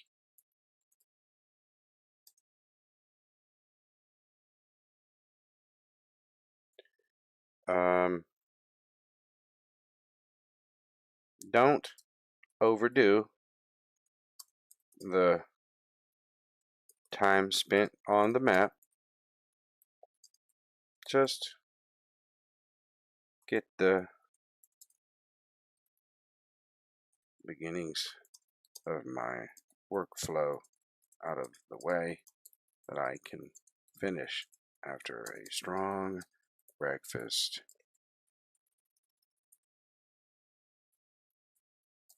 Rush. Let's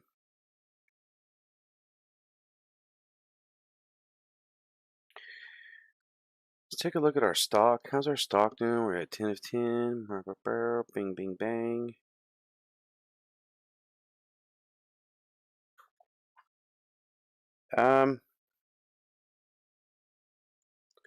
When my runner returns,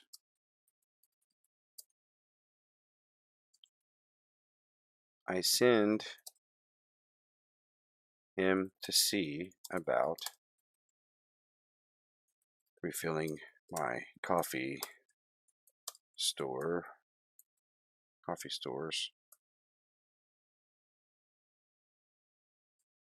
Have Grosh ready to go pick up if we can get an early haul. Okay, I'm gonna go make myself some coffee. Speaking of that, and I'll be back.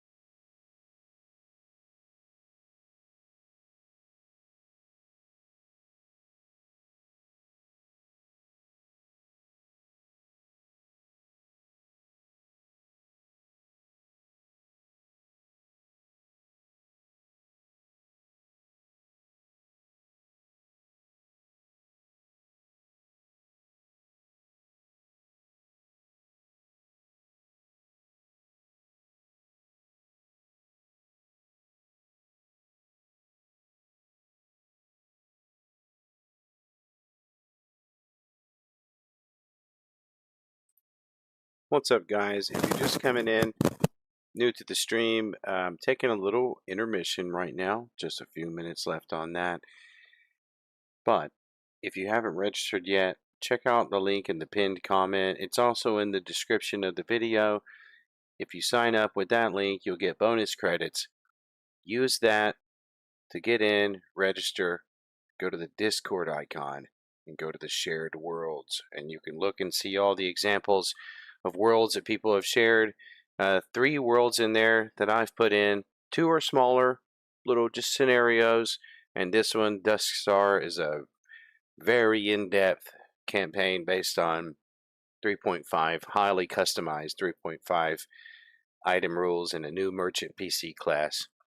And that I designed. You can specialize it in many ways to make it a highly versatile class that is very fun.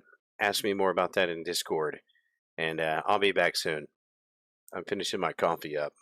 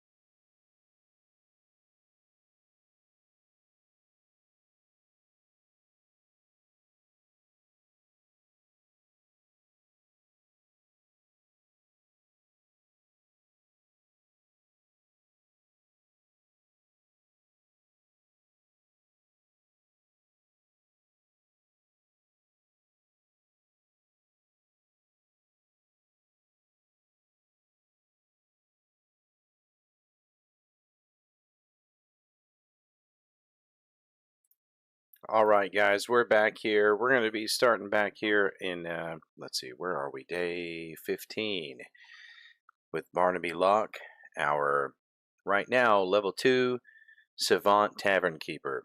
At level 5, I'm going to be respecking multi-class into a savant cartographer.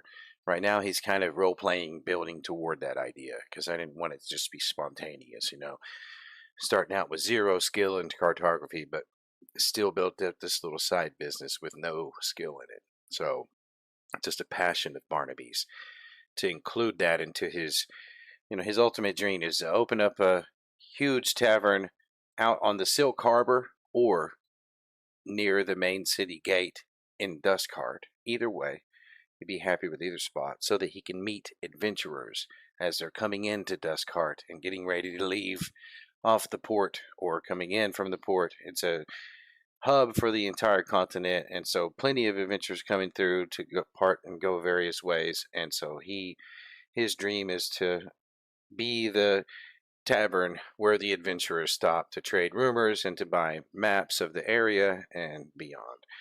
And so that's how we're building him here. Didn't want to start anywhere near that kind of position. Obviously, we're starting here on the lowest levels of the Grand Mall as a corridor cook. But we're in a good spot by the Silk Harbor Gate. All kinds of sailors, very hungry and thirsty. The pre-dawn hour buys you exactly what you asked of it. The second sheet's coastline blocked in graphite. The scale grid ruled dead true with the weighted straight edge. Nothing rushed, nothing risked. When the dawn bell sounds, you set the pencil down mid-stroke, without regret, and light the griddle. The rule works both ways. The map doesn't get your rush hours, and the rush doesn't get to resent the map. Breakfast is a stampede in the best way. The runner boy weaves out through it with 2 coppers and word for the turn's berth. Comes back inside the hour with an answer. Midday. Tell the cook to have coffee on. And go straight back out toward Marin's with the second errand.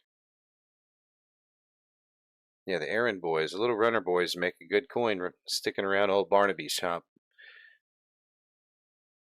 Kitchen, whatever you want to call it. That report lands sweeter than the first. Master Morin's got 1 island cask off the Petrel's manifest. I'm not sure what that means. And he says for you it's 85.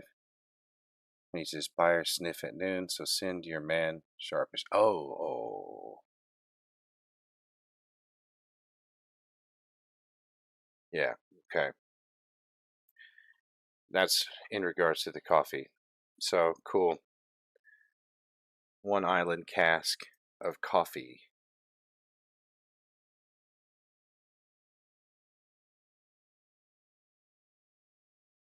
Good. Grosh is already on the way to get the coffee. Good. Okay, so midday brings Petra, smelling of pitch and new rope. You lay Corvette's chart on the counter and watch a professional's face do the thing you drew it for, the finger going first to goal point, then the harbor mouth soundings, then to her own corrections, rendered in a steadier hand than she gave them. Well, she says finally, which from Petra Quill is a full toast. Then the terms of the mark, read twice, thumb tapping the 3rd clause. Paying sailors in flagons to survey your coast. You know what I'd have given for that game 12 years ago? She rolls the chart with a bosun's care. Corvette sees this today. 150. My 10th on her coin, not yours. As agreed. And I heard about the whaler. Matched price. By the book. A short nod. Worth more than words. That's why this works, Cook. She's halfway to the corridor when Grosh hoped... Yeah, right. We had this deal with Petra. we got like this exclusive deal going where she's got this trade network going, and she, for her people and herself, is only going to be buying my maps. And part of the deal is if other people come to buy my maps too, I can't be haggling and letting them get a small price, and like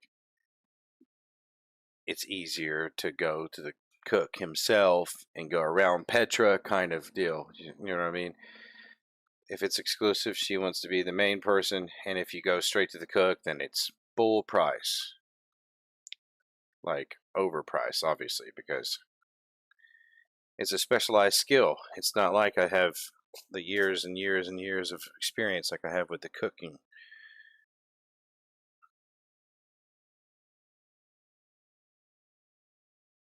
She's halfway to the corridor when Grosh comes the other way, handcart rumbling, the island cask lashed upright like a prisoner of war. The Rose Coffee monopoly extended by one more cask, yeah. And half the queue watches it arrive with open want. Yeah, we're the only ones with coffee after that trade embargo. It was terrible for everybody. We came out on top with some really smooth opening gameplay. It was nice.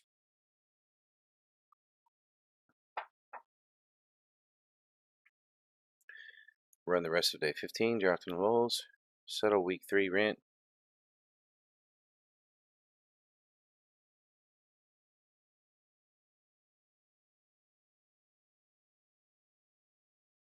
I guess it is the start of week 3, isn't it?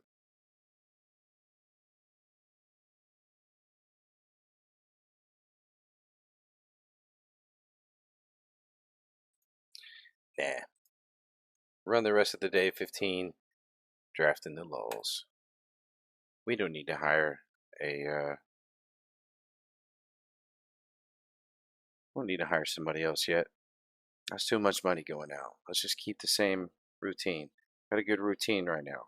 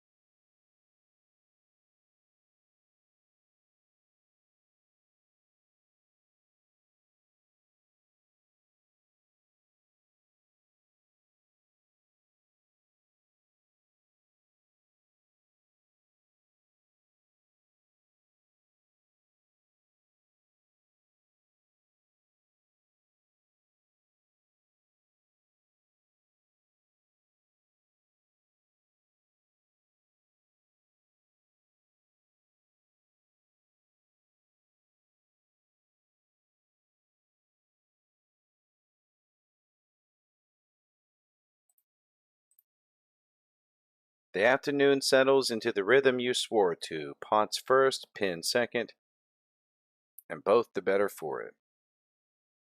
Lunch churns through 3 cyclings of the stew pot. The corridor has learned the kiosk's shape now. Dock workers time their breaks around your ladle, and the to-go mugs come back rinsed because Grosh's chalk tally on the shutter frame has become a small public honor system nobody wants to be the first to break. Yeah, I came up with this little system where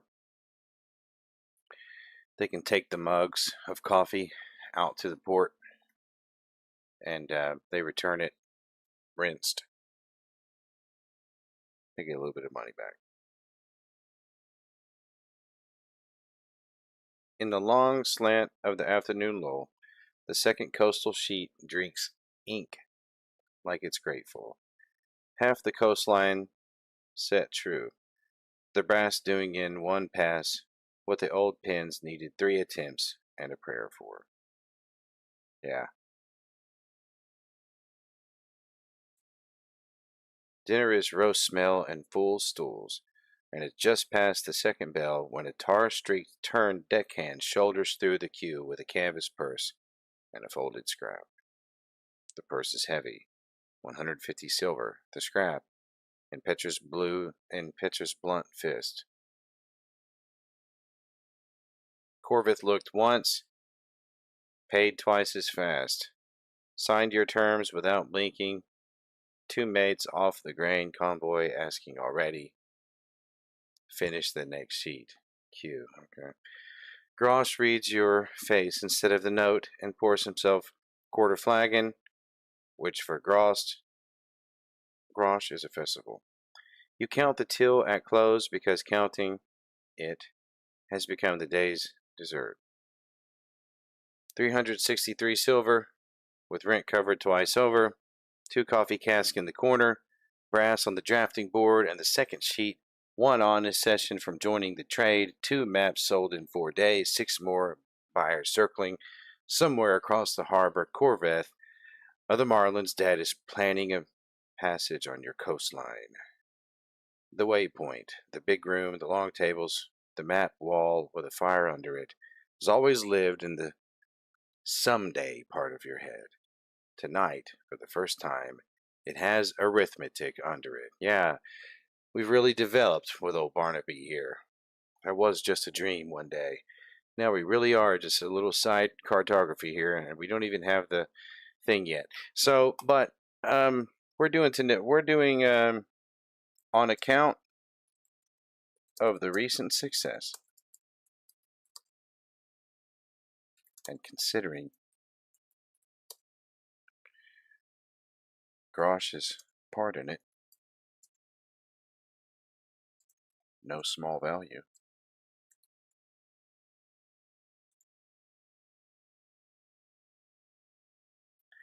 I think that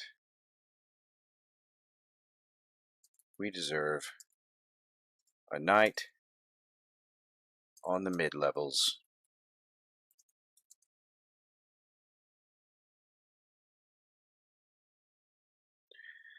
I have Grosh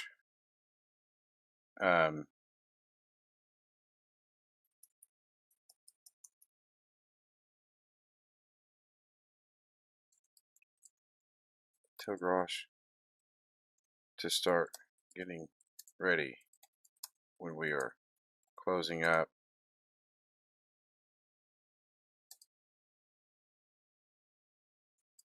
I give him his fair cut.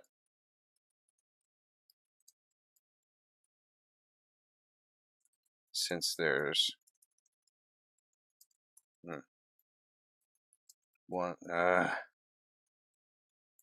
conjunction junction, what your function? Since there's one to be had,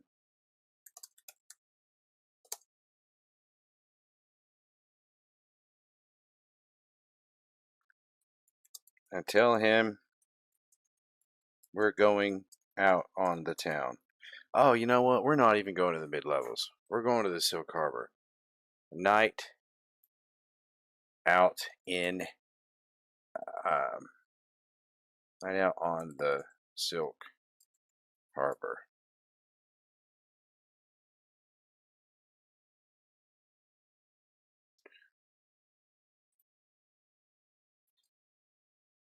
To have a good time, since I've been keeping a sailor locked up in the Grand Mall of all places.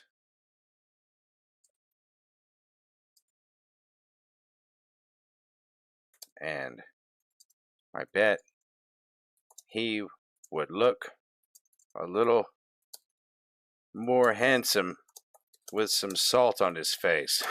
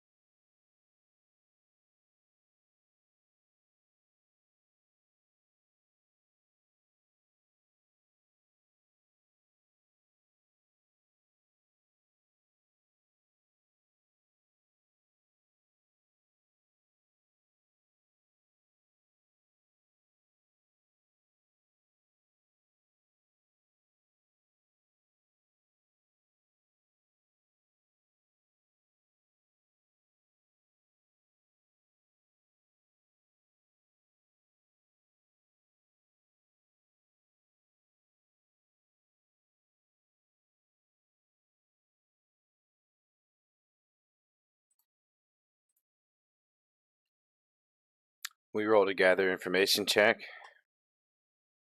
um, which is just a natural.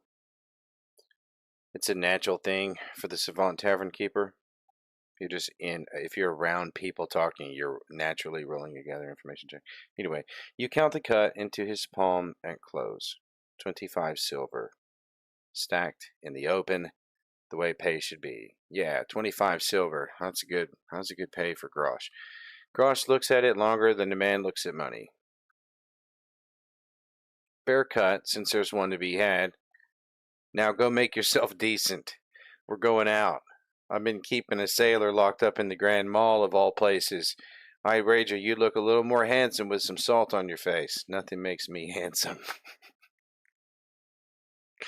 he says, gruff, and vanishes up the ladder fast enough to betray himself. He comes down in a gambeson you've never seen, which is to say, one with fewer holes, smelling aggressively of soap. The harbor now at night is everything the embargo starved. Yeah, that's what I was hoping to see, like a post-embargo silk harbor, really flaring to life here. Lantern gold spilling on wet cobbles, tavern doors propped wide, fiddle music from three directions arguing over the water, a forest of masts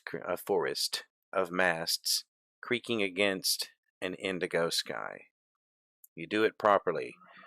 Fried white bait off a quayside brazier, that's what I'm talking about. That you critique professionally and finish anyway. Ale in a tavern where nobody knows the cook from the corridor. And Grosh, 2 flagons in, telling a story about a siege and a stolen pig that has half the table weeping.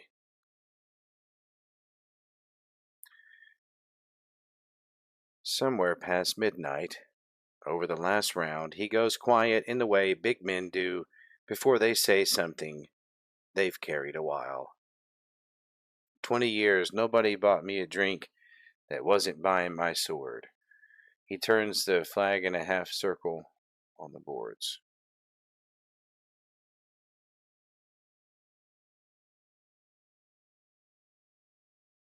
That's all. Don't make a thing of it. You don't? That's the whole trick of it? I don't know what it's trying to do. He turns the flag in a half circle on the boards. I think he's just being kind of nervously awkward about, like, having a friend. I think that's what all that is. And the row gives you a parting gift. Free with the ale. Table talk from a grain convoy crew. Okay, here's my gather information check coming through.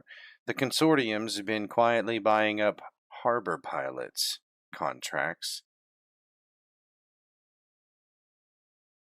since the embargo lifted.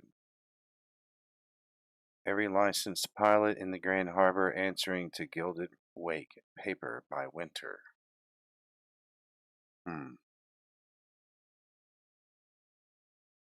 Sailors grumbling that soon you'll pay their toll just to be led in, and any ship that annoys the consortium might find no pilot willing. You walk home along the water, a sailor with salt on his face and a cook with a new line for the ledger. Log the pilot rumor. Sleep.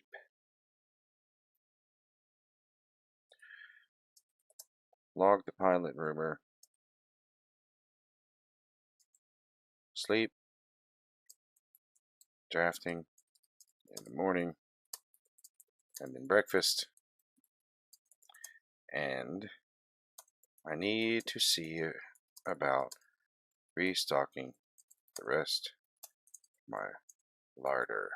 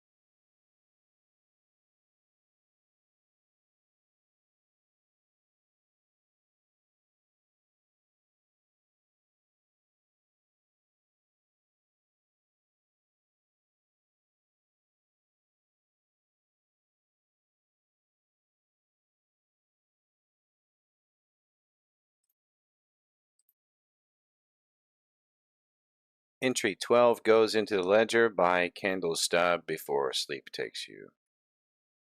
Pilot's contracts, trident paper, the harbor mouth for a toll. Starred once, because tavern talk is tavern talk. Yeah, I got a little system of um, you know, starring it for accuracy. Like how accuracy of the source. I designed all that a long time ago. But here's my rumor ledger here. What's it say? So much stuff here. See, my plan was to, with this rumor ledger, go through and just find the best stuff, like the absolute best stuff, and use that and then kind of modify it a little bit into like adventurous material, you know what I mean, and use it to update the Dusk Star campaign in the world share in the Discord for Freedom RPG with fresh updates every now and then that can be um,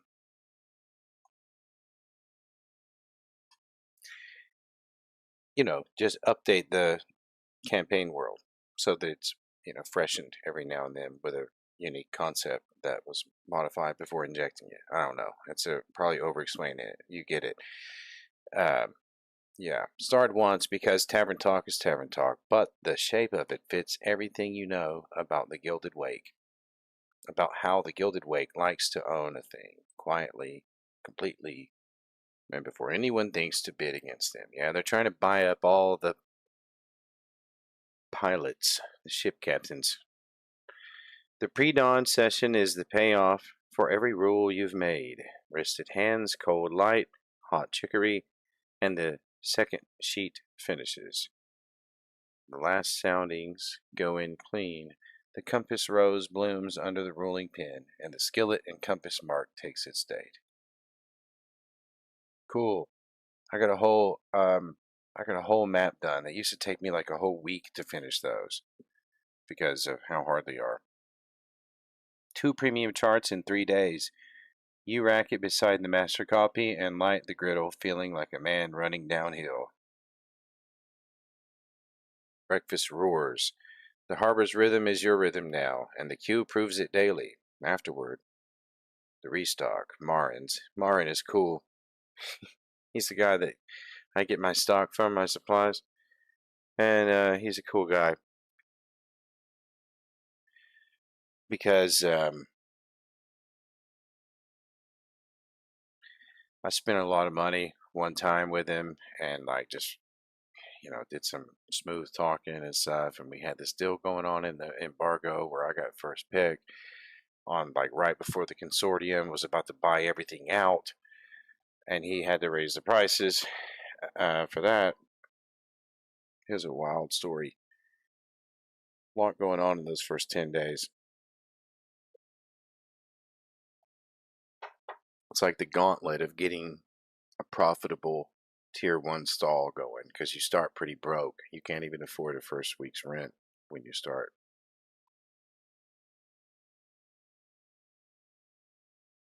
Sausage is down, flour's down, everything's down but pilotage. And don't get me started on pilotage. Which pricks your ears because that's the second time in 2 days the words come up unbidden. The larder goes home on Grosh's handcart, sausages doubled, salt meat doubled, roots and flour deep enough to survive any surprise the harbor can throw. By midday, the kiosk stands as strong as it ever was. 2 weeks of stores, 2 coffee casks, a finished chart waiting for the grain convoy mates, and 316 silver in the till after all of it. The lunch crowd is already gathering. Somewhere down at the careening berths, Petra is talking to 2 mates with a captain's chart budget, and the turns refit ends in 3 days. Run the day, start sheet 3 pre-dawn, send the finished sheet to Petra now. No, I'm not gonna like send it to her, but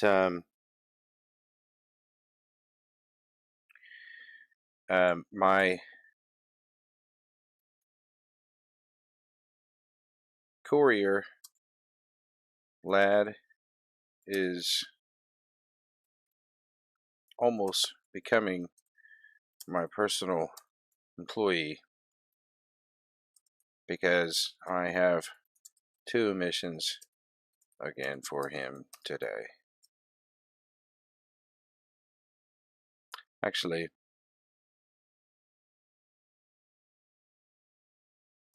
nah. You know what? Because I'm not going to send the courier with that one. I got something else in mind. Okay. When we are finished preparing for breakfast, send Grosh with 100 silver for rent. I send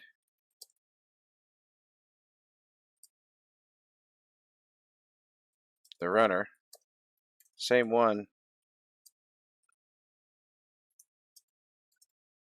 if I can catch him, to Petra, informing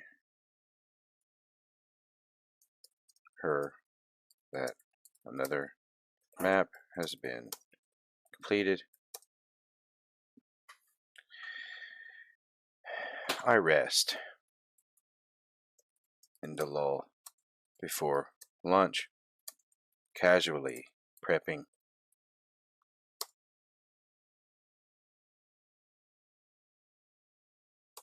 Looking for a strong afternoon service.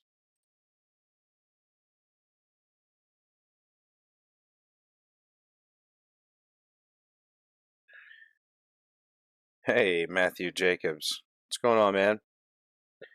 Doing pretty good. I'm sitting here playing Freedom RPG right now.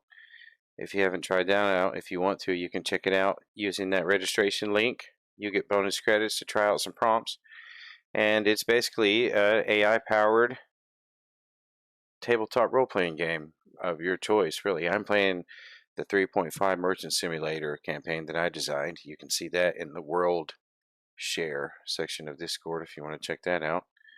And there's other worlds in there too that are cool. And you can just get in there and do whatever you want on the new world, or you could play Earthgarden, which is the developer's personal homebrew. So, in my opinion, it's the best AI-powered TTRPG out there right now. I played a lot of them, and I played Everweave extensively, and the kind of freedom and the kind of story play you get here, the kind of role play you get here, it's just unprecedented. Can't even come close.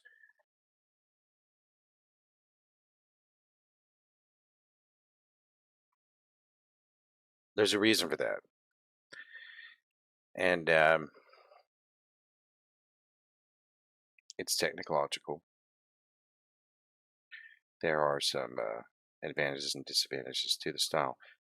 Come into the Discord over there, and the developer will explain all that much better than me. I'm getting pretty good at designing the campaigns, but that's all post development of the actual AI coding, right? I'm just communicating with the AI with building my campaign ideas and like organizing my thoughts to the AI in a way that's, you know, able to save the data I'm putting in it as the campaign world, and building from that. But, right, and so it's two sides of a very interesting coin. And he's dropping updates like every week right now, it seems like. And the last one was such a good update. It really just kicked it off, the world sharing part.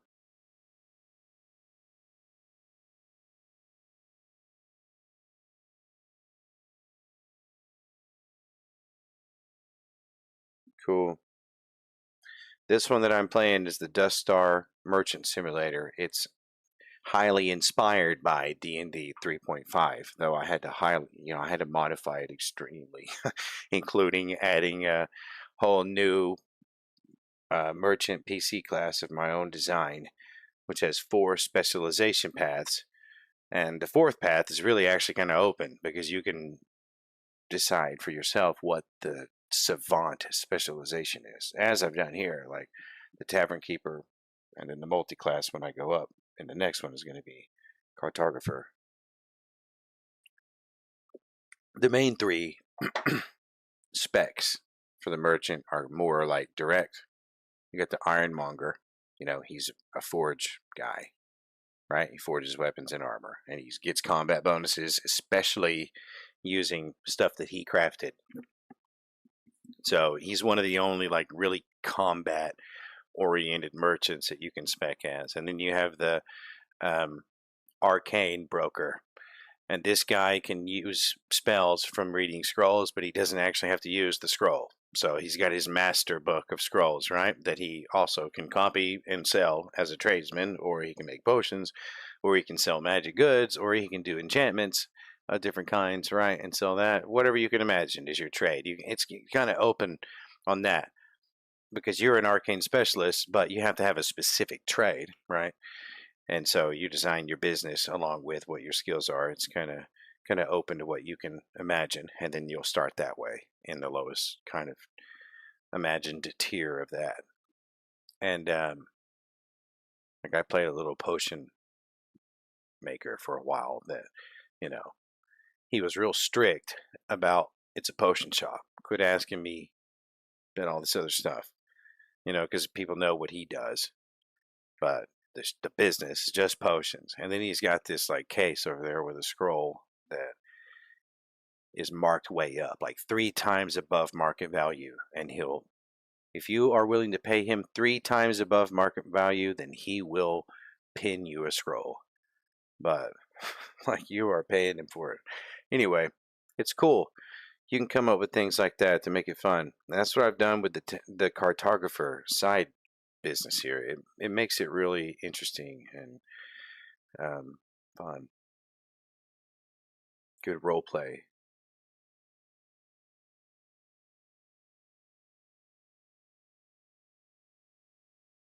No, Merchant Simulator.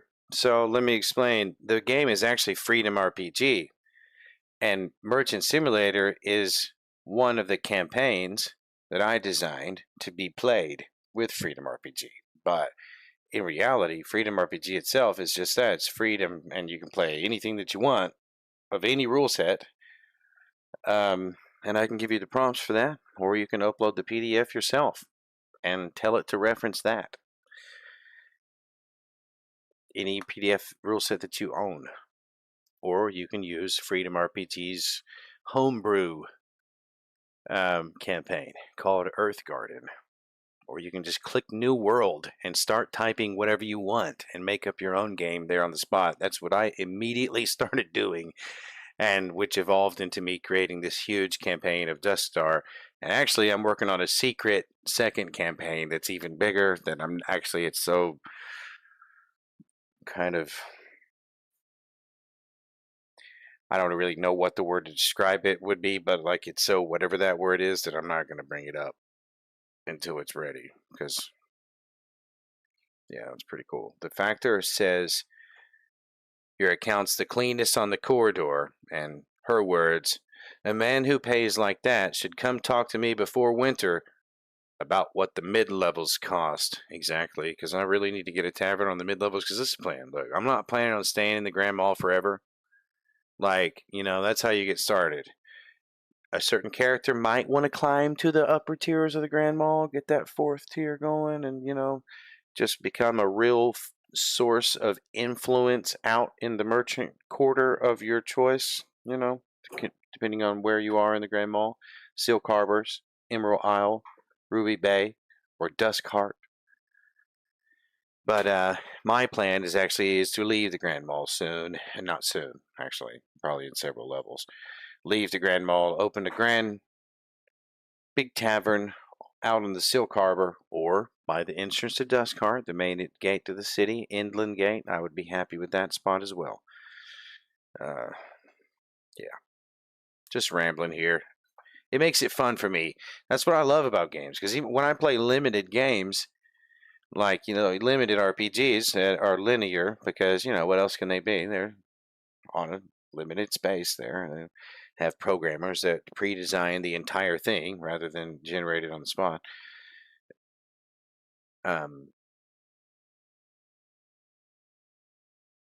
When I'm playing those games, I'm imagining all of the extra stuff in my head already. And so I'm the kind of player that already wanted a game like this forever.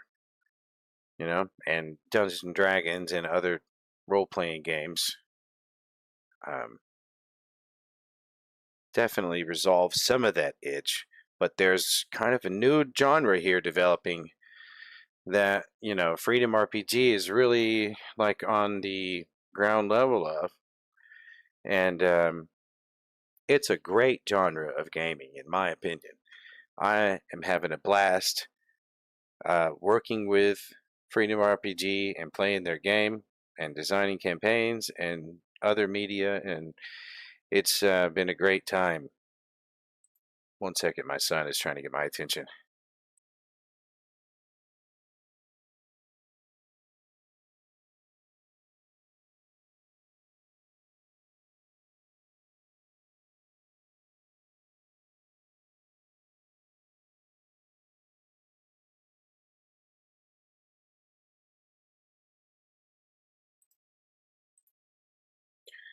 So we'll continue with the story here.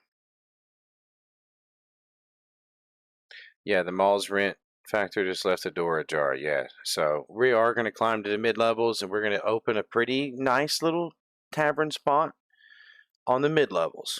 And we are going to slap a rumor ledger absolutely full with everything the Grand Mall has to offer. I'm going to know everything from top to bottom of the Grand Mall, and then when I leave, I'm taking it with me. And I will have all the secrets to the Grand Mall in my gigantic rumor ledger out in my big shop. But, that could be a while. My big tavern, that could be a while from now. The runner boy catches your whistle mid-corridor. He's taken to orbiting the kiosk since the errand started paying, and sprints for the berths with word of the finished sheet. Then the lull, taken as a lull for once. Yeah, exactly. Barnaby's been working really hard for the last 2 weeks. Like me. I never stop, just like you. Taken as a lull for once. Feet up on the spare stool, chicory in hand, prep done. Actually, you know what? As a matter of fact, now that I think about it, Barnaby actually looks a lot like me in real life.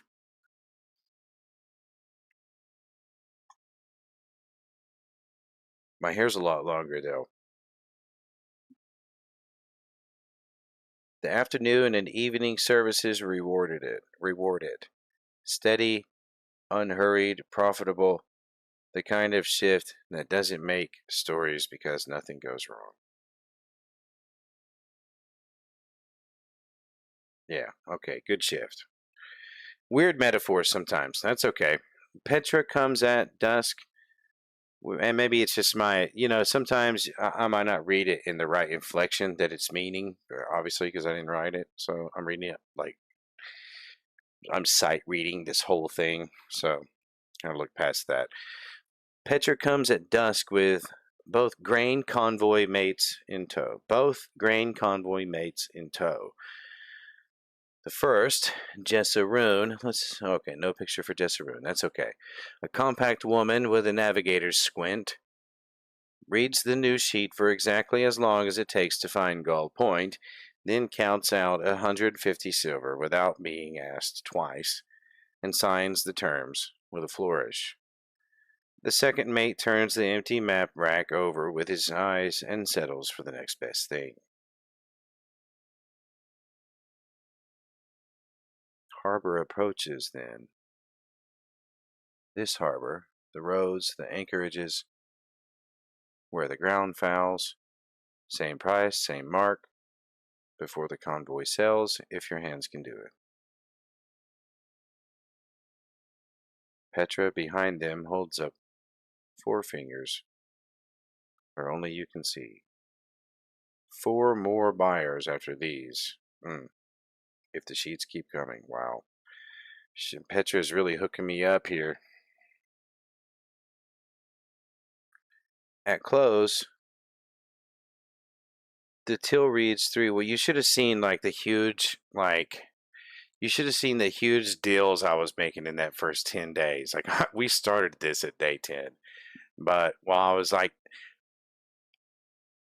pretty sure the campaign was done and ready to rock. And so I loaded up Barnaby Locke and I was testing it, like final testing with him for the 10 days. And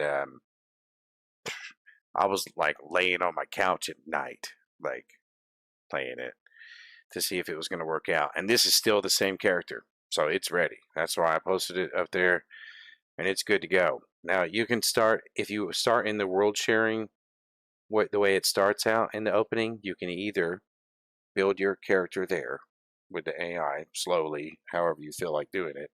It will give you the options to get you started well enough, and then it'll build whatever it thinks you might want for the character sheet. Then if you want something else, add it. The thing over here in the info tab, you just tell it, hey, I want to see my experience points, right? Or right. I added heat, but it should add that for you because it's in the campaign thing. But if it might not add this stuff, like for example, your skills, you just tell it, I want to see my skills in the info tab, and then it will.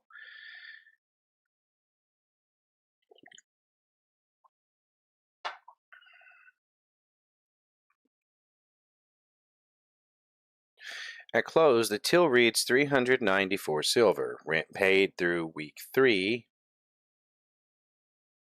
Larder deep.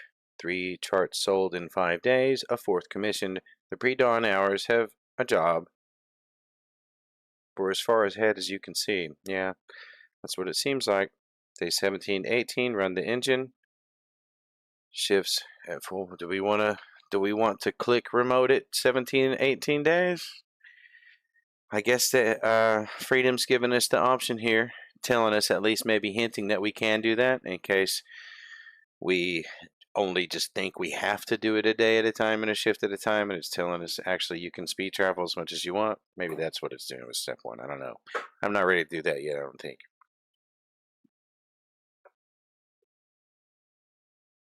Start the harbor chart tonight. Call on Merrick about the mid-levels. No, not yet. I don't have money for that yet.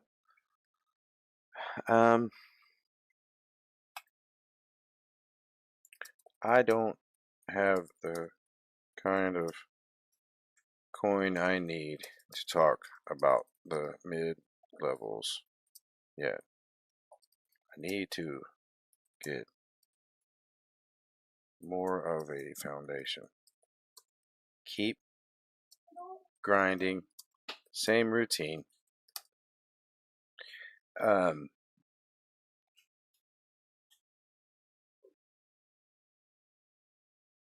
But start the harbor chart early tonight. Yeah, let's do run the engine days 17 through 18. Drafting in the lull as usual, including drafting before bed as well. Keeping pre-dawn open for kitchen management duties.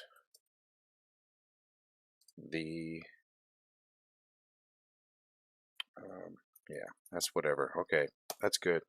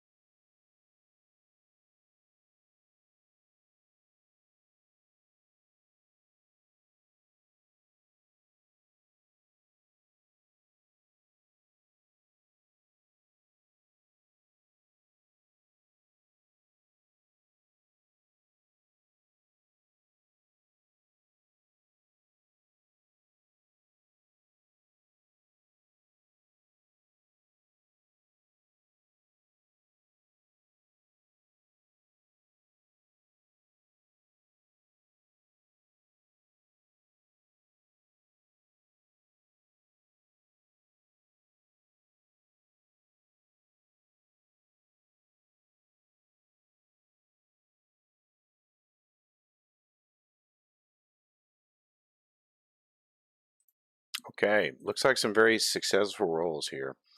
12 of 15. Okay, last cartography roll, not so great, but only missed it by 3 points. So hopefully we didn't, bust our mastercraft tools or whatever. Let's see how it went. So just a little example here. I guess we can push 2 days ahead. 2 days of the engine at full song. The harbor chart is a different animal from the coast. You live in these waters. The anchorage grid goes down the first night from pure memory. Which roads foul? Where the consortium moors its hulks? The shallow bank off Pier 9, every drunk deckhand learns the hard way. Day 17's lull and lamplight sessions ink the soundings and the foul ground hatching so cleanly you catch yourself grinning at your own pen work. Petra's 12 years live in the coast sheets. This one is all yours. The harbor is seen from a counter 10 paces off the Silk Gate, every day for years. The kitchen doesn't yield an inch to the map. Day 17's dinner sets a Q record when a naval sloop pays off half its crew at the Silk Gate. So the number of customers I get is randomized every day based on a few different factors to make it, truly random. And then it synergizes with my cooking skill roll to determine how much I made. That's how that works. And it's going to work that way for every shop, when the AI is going to kind of substitute types, if that makes sense, right? Like an ironmonger. Obviously, he's not running the same kind of daily shift as me, but it's going to substitute in the relevant skills and present it narratively. Anyway, just a little mechanics talk for the engine here. The corridor's rhythms are yours now. You know the porter's break bells, the tide turn rush, which crews eat before drinking and which after. The pre-dawn hours go to management the way you ruled. Stock counts, brine barrels, the roast spice rub the day ahead, Grosh's chalk deposits reconciled to the mug crate. Only the chart's last mile stumbles. Day 18's, yeah. That's okay. Day 18's evening session runs into the fiddly heart of the work. The tide race arrows at the harbor mouth. Small enough to demand a fresh hand. Important enough to refuse a tired one. You set the pen down rather than force it. One session short, and the wisdom to know it. At close on day 18, 479 silver. Rent paid, larder deep. The harbor chart, 1 honest hour from finished. And tomorrow, the sable tern floats off the careening ways. Petra sails on the tide after, with or without news sheets in her satchel. 4 buyers wait down the coast. Pre-dawn, finish the tide race arrows. Yep. Finish it in the morning, lull instead. No. See Petra off at the dock either way. Pre-dawn, finish the tide race arrows. Yeah. We got to work on that map. We got to make some more silver before Petra sails off. Come on.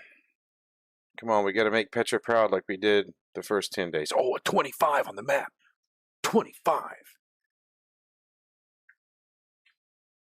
Do you know what that means? That means I rolled a 19.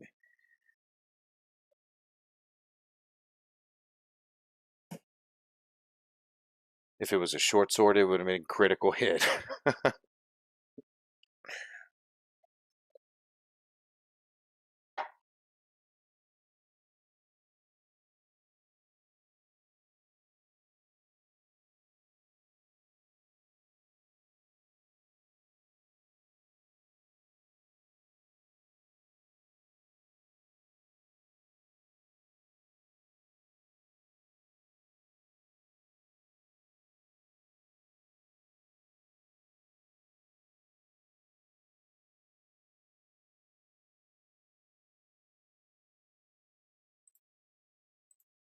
Okay.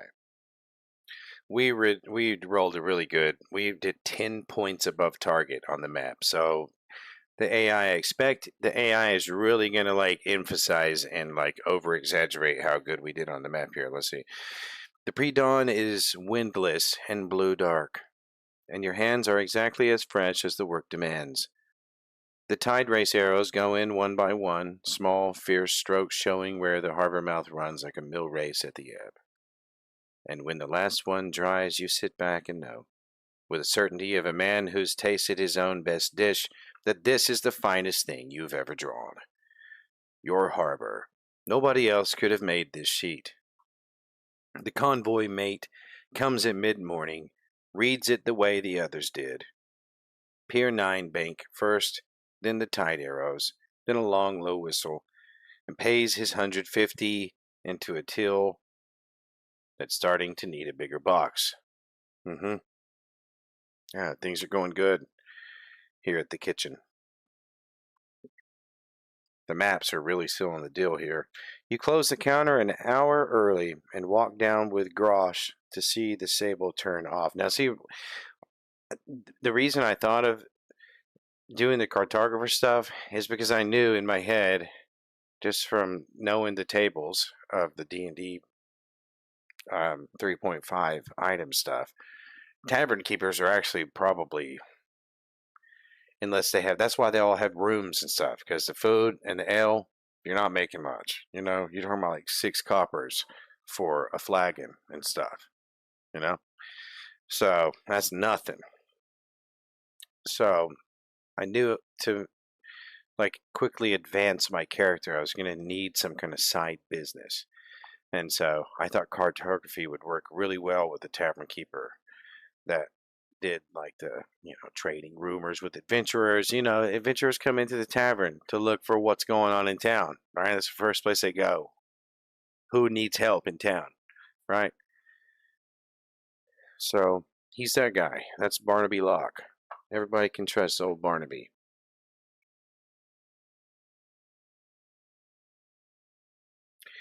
You close the counter an hour early and walk down with Grosh to see the sable turn off. She sits low and clean off the careening waves.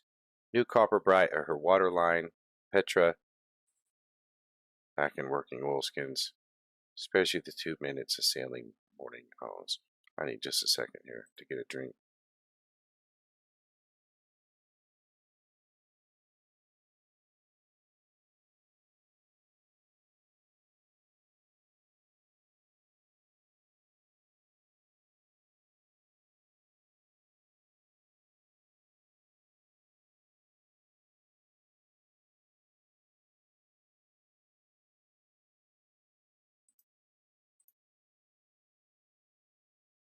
Four buyers, 3 ports, and I'll be telling the story of the tide race arrows in every one of them. Yeah, I did really good on the tide race arrows. Like they're like straight up postmodern graphic design tide race arrows.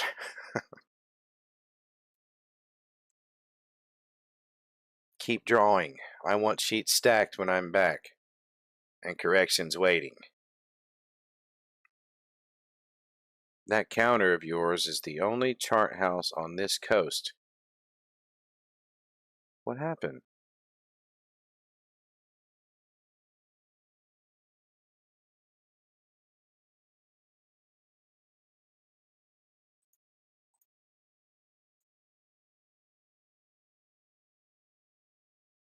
Hmm.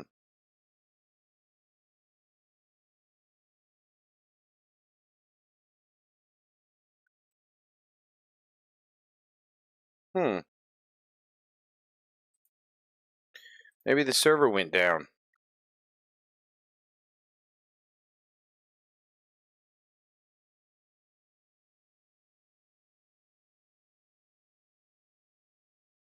Maybe we're overloading the server with all of you guys registering with your registration link. Is that what's happening here?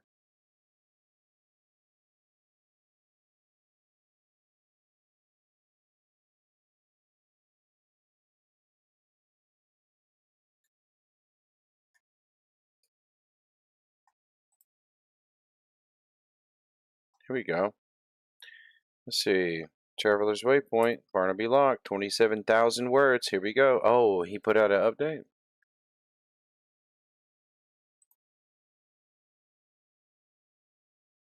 Hmm.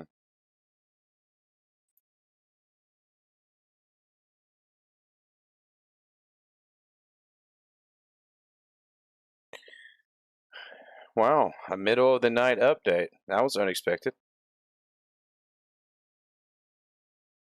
but cool though. Let's see.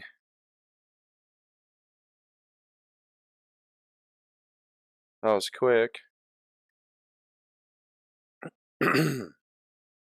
A grip of the hand, rope calloused and brief, and she's up the gangway. The turn takes the tide out through the harbor mouth, through the very water you drew this morning, and is gone down the coast with your name aboard. That's how it goes. So one day the whole coast will know the name of Barnaby Locke.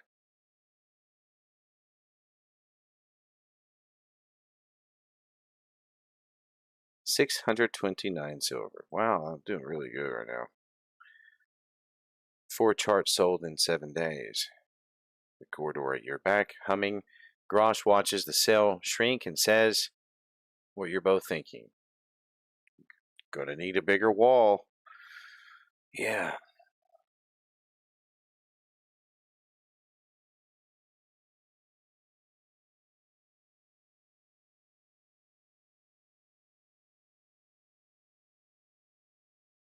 Hmm.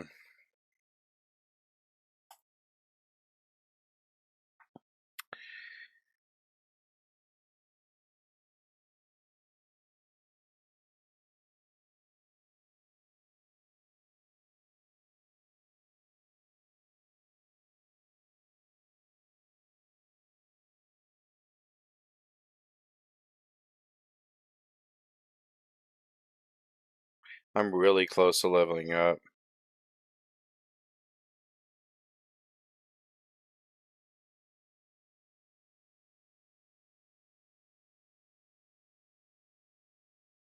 Oh, okay. It's giving me the option to level up early here in step 3, I think. Which is reasonable because, I mean, I'm really close. Okay, let's do that. I'd love to level up right now.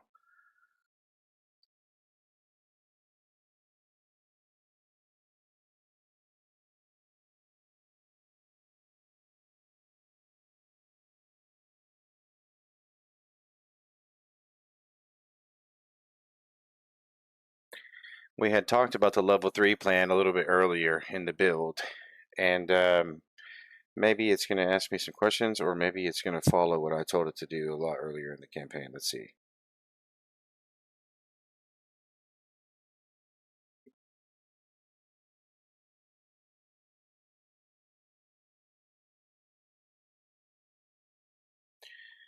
Waiting to see a few things upgraded here. Maybe not yet. Maybe it's going to be asking me some stuff.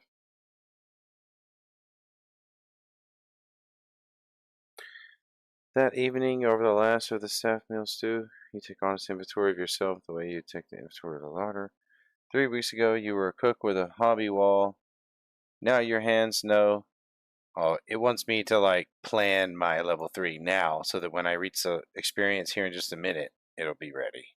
Now your hands know things they didn't. How a coastline wants to be paced with dividers instead of guests. How a ruling pin rewards patience and punishes haste. How the difference between a good sheet and a great one lives in details small as tide arrows.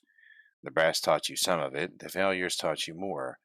You can still see the wear steps blooming out of your tired hand, and you'll never draft exhausted again. Yeah, no kidding. But you can feel the edge of something you haven't reached yet. The city itself, the corridors, the quarters, the way the mall's gates feed the districts. You walk it daily, but you don't yet know it the way you know the harbor. The knowledge is the next rung. City maps for the inland trade, the kind Mott's clients pay for, and honest freighters need. A few more weeks of this, the counter listening, the ledger feeling, the pin improving, and it'll click into place the way the harbor did. Yeah, so that's my role play paragraph for I'm about to get knowledge local skill, I think. Close, in other words. One more strong day of trade, maybe two. You can feel it the way you feel a pot about to boil. Yeah, my level up. Grange collects the bowls. Okay, so let's do a little bit of out of character. Out of character, level 3.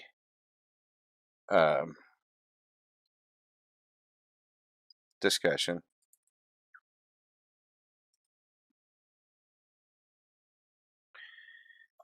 I wonder if I should like pull up the class injection and look at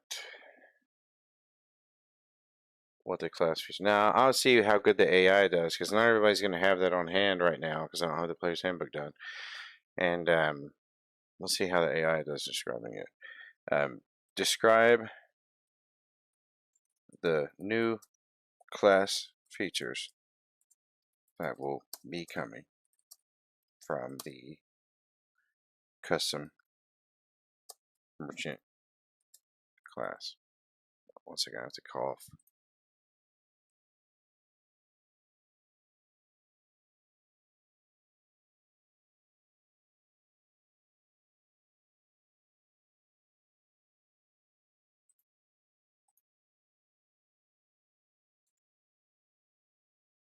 For my skills, I know I get 8 plus.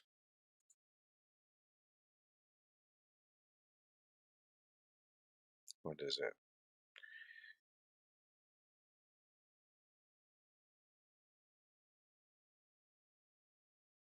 Really? Just 8? Okay. 8 points.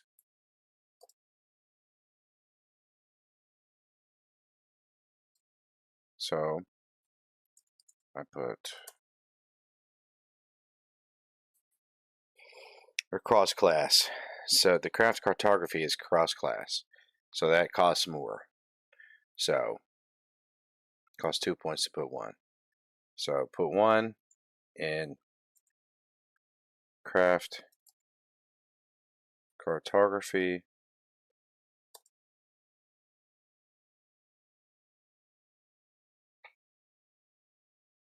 And put 4 ranks in knowledge local, since that's a class skill and I don't have it yet.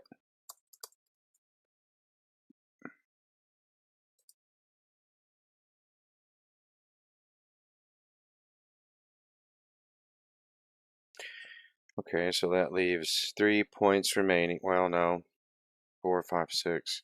So 2 points remaining.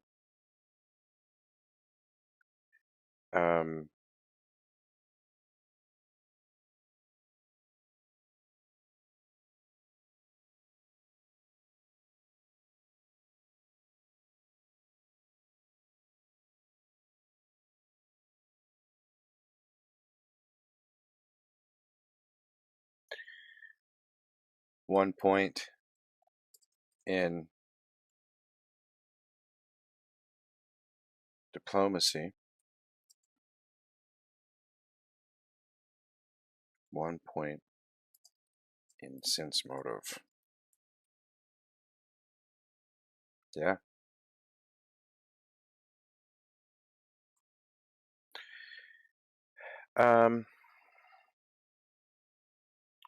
Log this so that when I reach level 3 in a moment, you can make the necessary info tab adjustments.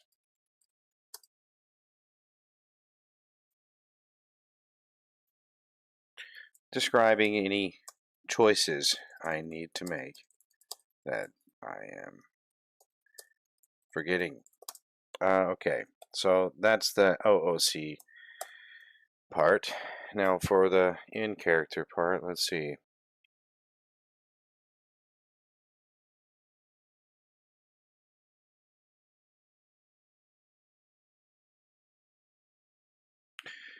yeah, we're going to just grind day 20. Grind it full burn. Oh, wait.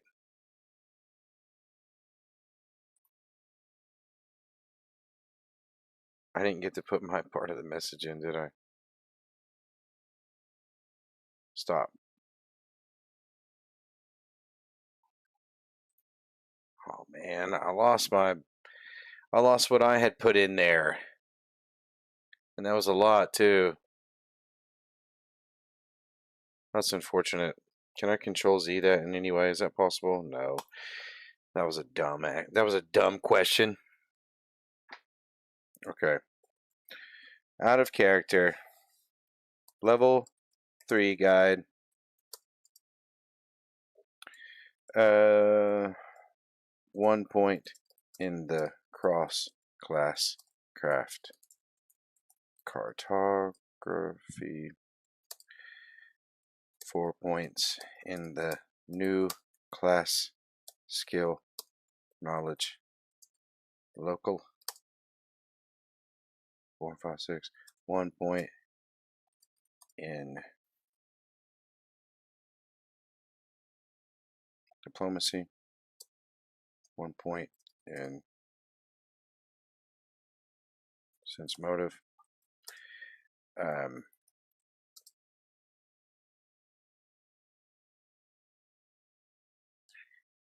Describe the level 3 class feature. I should be getting a new level 3 general feat, actually, now that I think of it. From the player's handbook for 3.5, it should be just getting a level 3 feat right now. So we need to think about what we want that to be. For level 3, let's get, yeah, for sure. For my level 3 feat,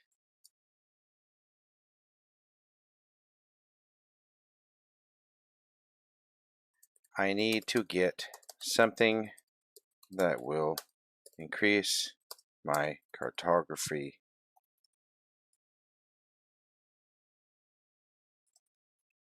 further. A feat that directly influences that skill bonus. Okay. Actually, I'm liking this out of character message better than my previous one, so maybe it's a good thing that this happened. What else? Describe any other choices I'm forgetting, if any, and make the necessary adjustments to the info tab. Okay, now go down here. Now we burn day 20.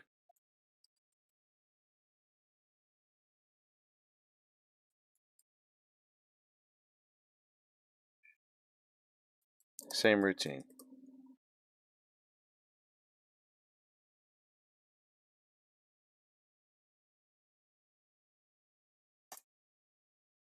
Okay. Having to retype that whole thing.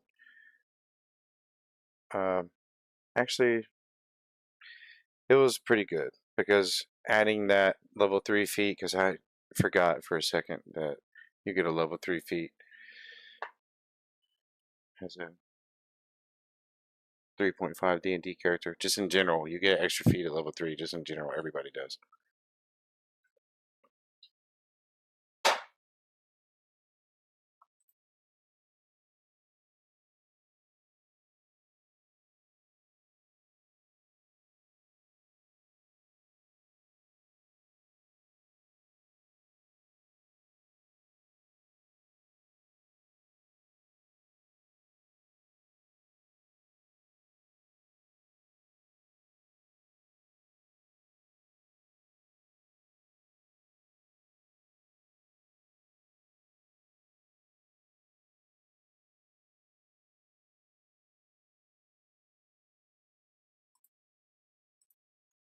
Okay.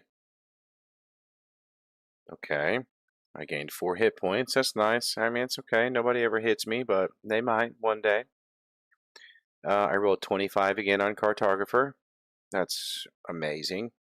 22 on lunch. Must have been a very low roll. 6. But hey, the 22 is what counts. Oh, and it's thinking. Still doing my level up probably because I probably just now leveled up. Yeah, I sure did level up during that shift. So let's see what it did here. Cartography is now +6. Oh man, I'm a map making machine over here now, man. Map making machine. Yeah, skill focus. That's the feat I got for my level 3. Skill focus, cartography.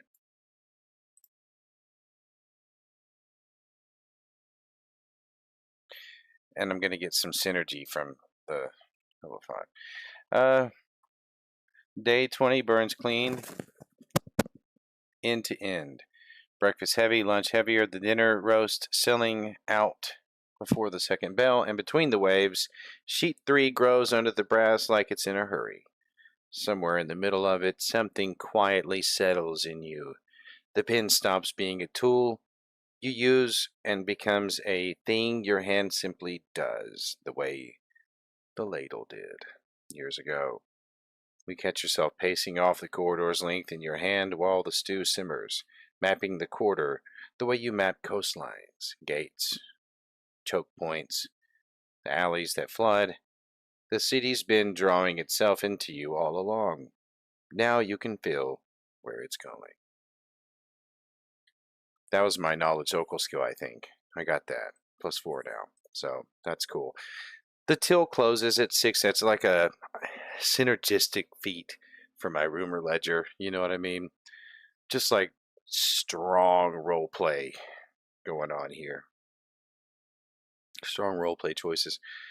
The till closes at 694 silver. Yeah, we are just like exponentially exploding in silver now. Those first 10 days were really hard, but now by day 20, we are just like making all kinds of cash here, man. We're going to be ready to upgrade in like a couple weeks, maybe. Who knows? I don't know. We'll see. Andrel Pike, this weasel, gold tooth catching the lamplight, a bottle of genuinely good brandy under one arm.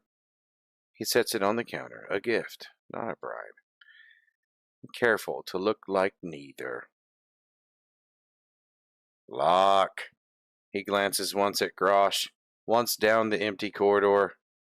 I'll say it plain. I want my book back. Not because of anything between us. The truth holds. The slates are honest, and God's help me, honest is up 4%. The mission costs him visibly. But there was a man in my tap room last week. Lean fellow, inland boots, drink little, asked about the chains, asked twice if someone's paying noses to sniff this corridor. I want 6 years of my sins where I can reach them. He stops there, straight ask, no garnish, Pike's version of growth. Under the loose board by your cot, his ledger, the whisper page that could hang him, and the 2 back pages you promised yourself you'd burn if he never returned. He returned. All right, return the book whole.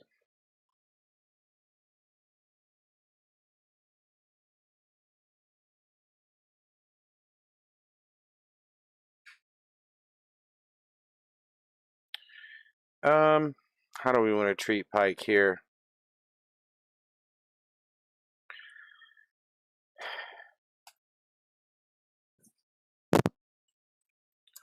I return it gladly.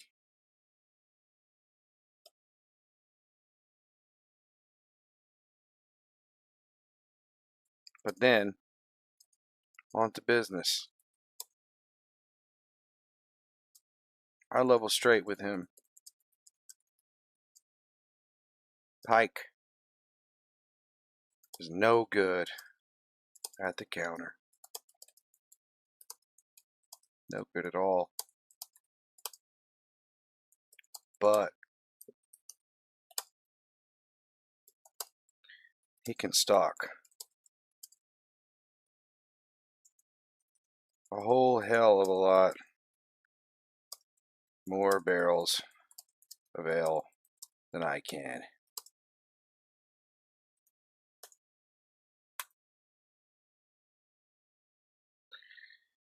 So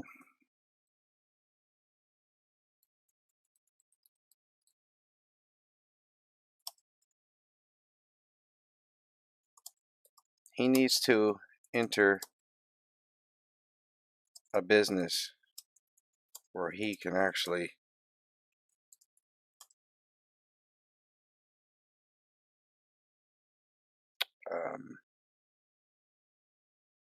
excel. Where he can actually excel. That is.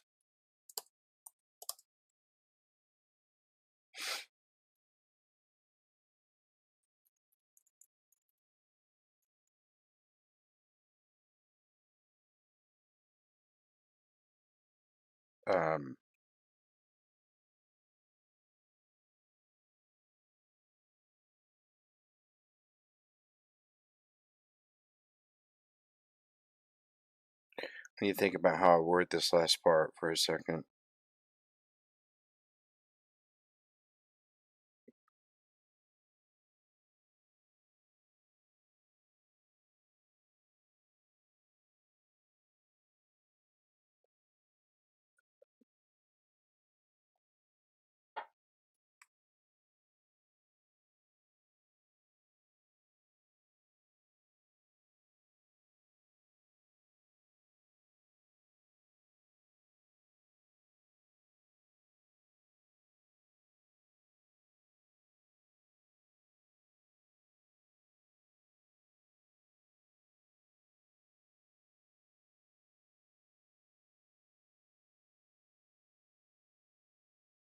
He becomes my ale reserves.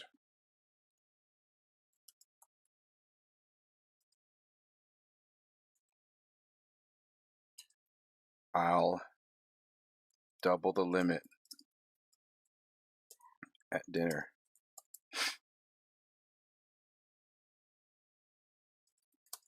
And I'll sell a lot more of his ale than he can.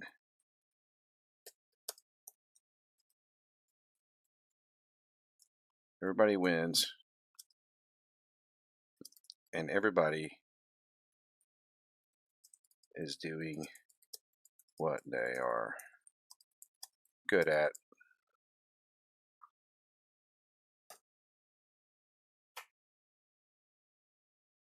Diplomacy. Making deals. Making deals down here that could last much longer than my time here in the outer quarters. I could go up to the mid-levels with just a big basement full of ale in the outer corridor out here. 26 on diplomacy. Sounds like we struck a deal.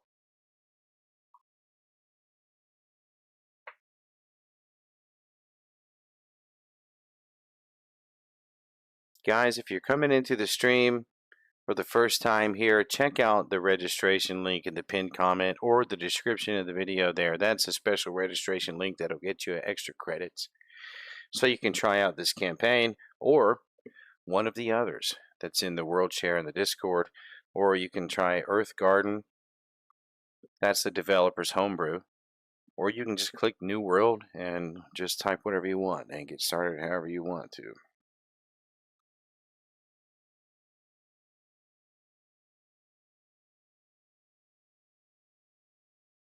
You fetch the book from under the loose board and set it on the counter whole. Whisper page, back pages, every cent intact. All of it.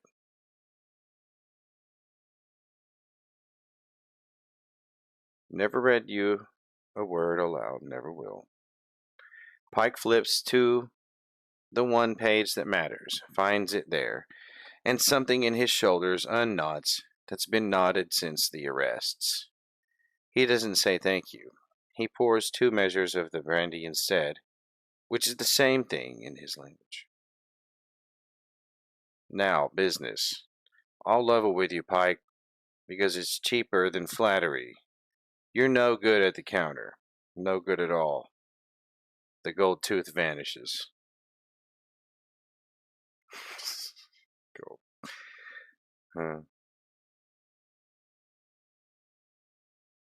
But you can source and sell her more ale than any 3 men on this row, at margins I can't touch. So stop fighting me for drinkers and supply me instead your barrels, my counter. I'll double my dinner limit and sell more of your ale in a week than the cask pours in a month. Everybody wins, and everybody's doing what they're actually good at. The insult and the arithmetic land together, and you watch the arithmetic win. It always does with Pike.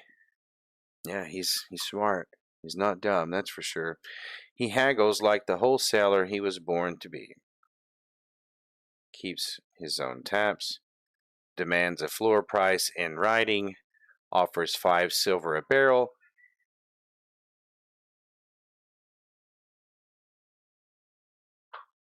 Minimum 4 a week. First and best of everything his brewer's agents bring in. You shake on it over the brandy, and then, because he's Pike, he writes it out fair and duplicate, and you both sign. Okay, hang on, I gotta go check something. Somebody's hollering outside.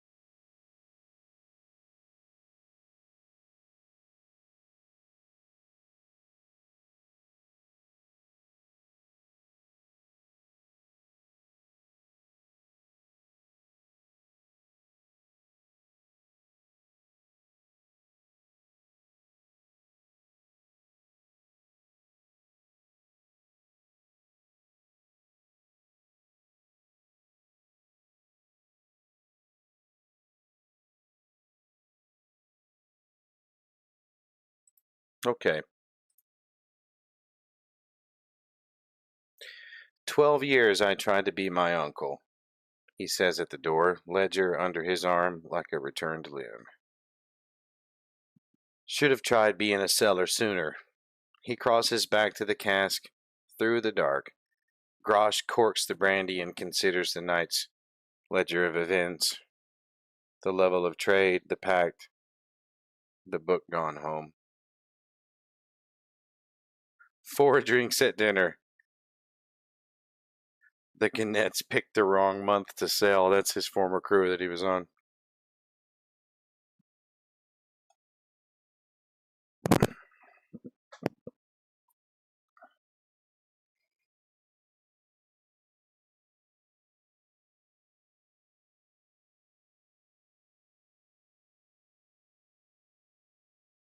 Make sure to give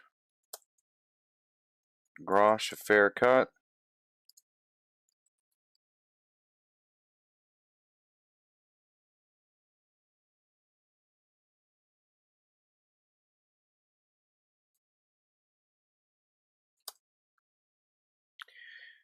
A 15% bonus on top of whatever that fair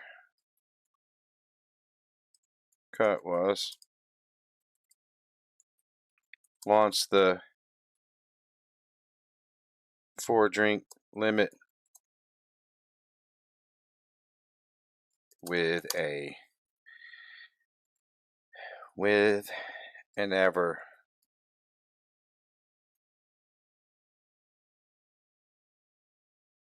Advertisement.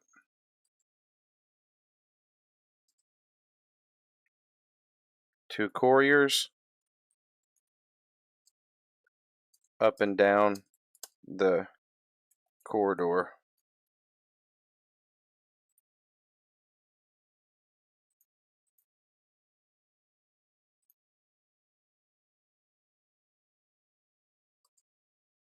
Commission a new sign from my former contact.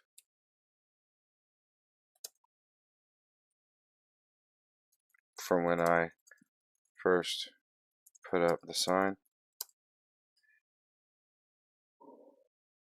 And tell them to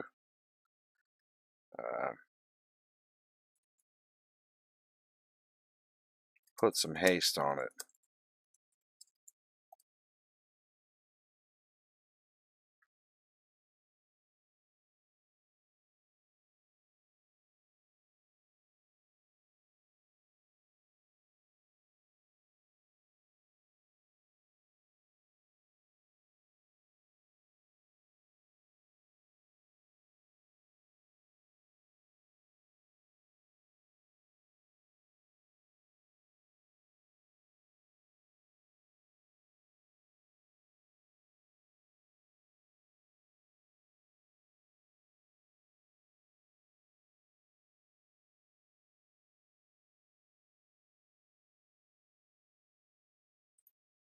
Wow, and on top of that, I rolled a 30 for my profession cook on the dinner debut. Not bad, Barnaby. Not bad.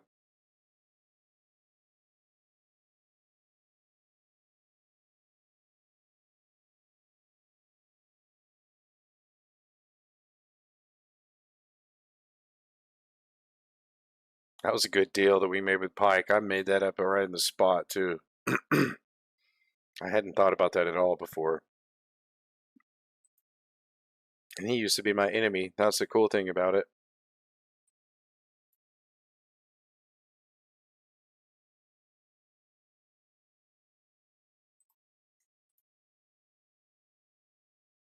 You count Grosh's cut at dawn. 30 silver for the record week, then 5 more on top. Counted slow so he sees the arithmetic. 15%. Record weeks pay record shares. That's policy now. He pockets it without a word. But he stands door duty that day like the kiosk is a keep and he's sworn to it. That's exactly what it is. That's exactly the kind of mentality we need around here. The couriers go out with the morning trade. 2 quick-legged corridor boys running the row end to end. 4 flagons at dinner at Barnaby's. Pike's best ale. Hot roast till it's gone. Yeah, combining Pike's ale with my roast at dinner at 4 at a 4 limit. Oh man, it's crazy. We're about to make all kinds of crazy money up in here, man. I'm not gonna be the only one. Pike's gonna be making money too, and he doesn't have to show anybody the gold too. By noon, the words come back to you from strangers' mouths, which is how you know an advertisement has become a rumor. The corridor's highest honor. Right, going in somebody's ledger. Old Tumber. Old Tumber. This is new character. Okay. What's up, Old Tumber?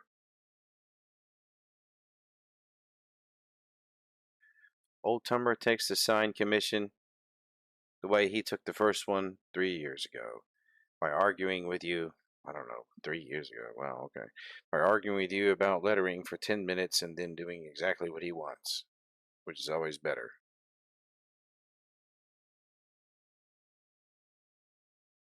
Haste money buys haste. He allows, magnifiers up, pocketing the 12 silver. 2 days, and the L line goes in red. Don't fight me on the red. Okay. Dinner is a carnival. Pike's 4 barrels roll across the corridor at midday. That's what I'm talking about. There you go, Pike. The sight itself worth a courier's fee. the cask's owner personally steering ale toward the kiosk, while the whole row watches history invert. By the second bell, the counter is 3 deep, the 4 flagon board, pulling drinkers who used to nurse one and leave. The roast dies gloriously before the 3rd bell, and the margin, 5 silver a barrel wholesale, 8 coppers a flagon, 40 flagons a barrel, makes ale a pillar now, not a courtesy. Pike himself appears at closing, professionally casual, to watch the last of his stock pour. 4 more barrels Thursday, he says, and then quieter, almost against his will. Best margin I've made all season, and I didn't have to smile at a single sailor. There you go. 686 silver at close. The engine has a 2nd boiler now. That's what I'm talking about.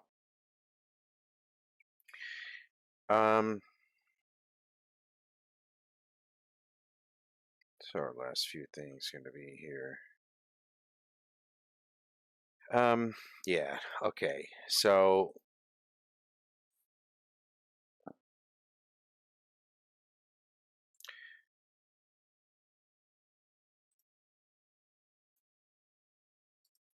I need to upgrade my menu.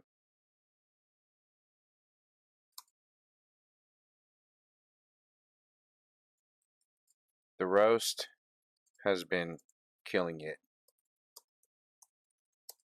That stays the same. But I want to start serving a mid-levels breakfast down here on the outer corridor.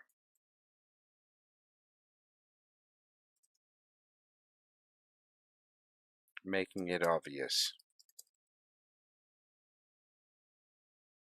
Making my trajectory obvious.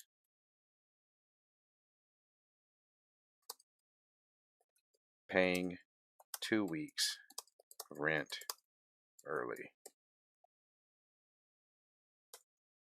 Drafting at night.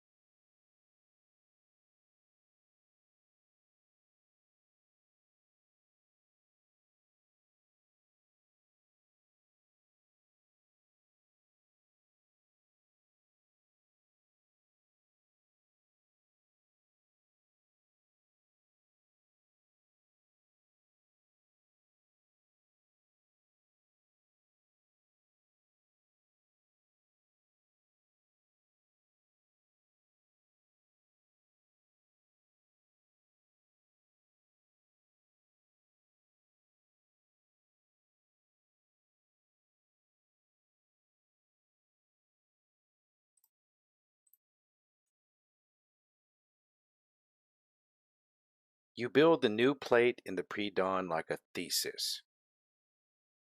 This is what the mid-levels eat, and it's available down here. Spiced sausage seared in its own fat, eggs basted glossy, pan-glazed roots with island salt, black bread toasted on griddle's edge, and a cup of the island coffee included, because the coffee is the argument no competitor can answer. 1 silver the plate. The gilded skillet goes on the board in Grosh's blocky chalk,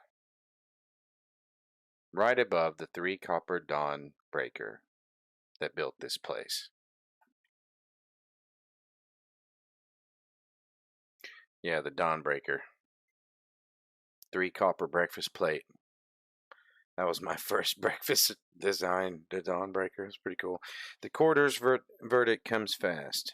The porters stay low. The porters stay loyal to the Dawnbreaker. Don't blame them. Hey, couple over easy eggs, man. You know. But the ship's officers, the factor's clerks, the mates with the captain's allowance, they form their own line. A purser off a spice trader eats one, orders a second, and says the sentence you'll be quoting for years.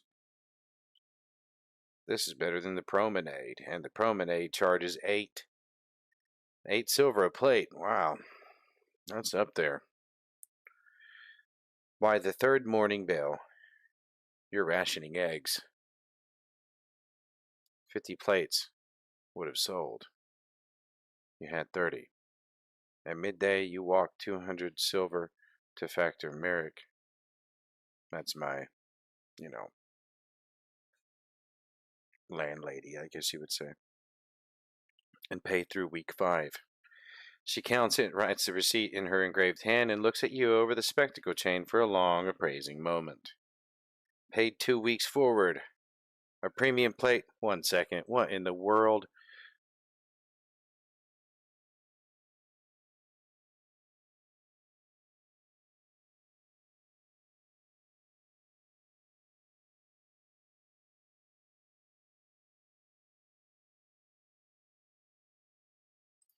My boys are in there playing Super Mario World for Super Nintendo on the Switch, and they're in there hollering about that. They're really big now, and I'm still like traumatized from when they were babies. So anytime they holler out, I'm always like, "Who's dying?" But they're really just in there playing games.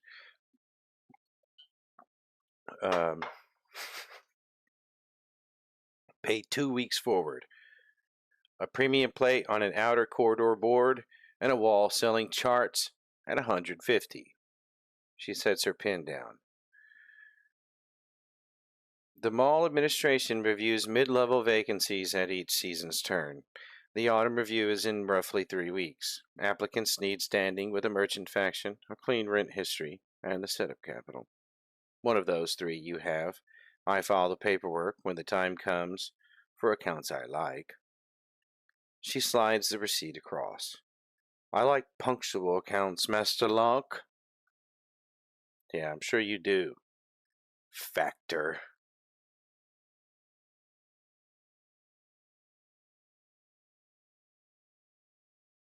Knight puts the last ink on coastal sheet 3. The stockpile begins. 521 silver. Rent horizon clear to week 5. And a deadline with the season's name on it. 3 weeks to faction standing and setup capital. Yeah.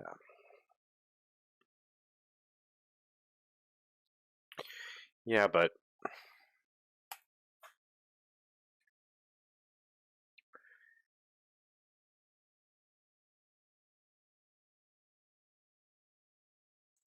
I run the next week at the kitchen,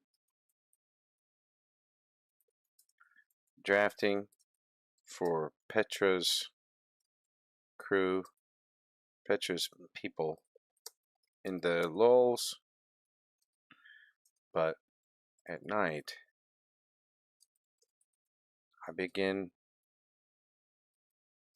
working on a new master project.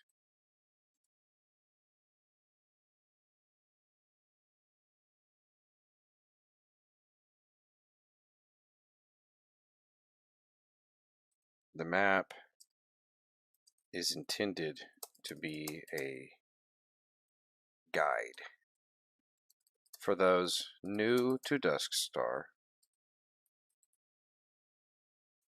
coming in on the silk harbor, it will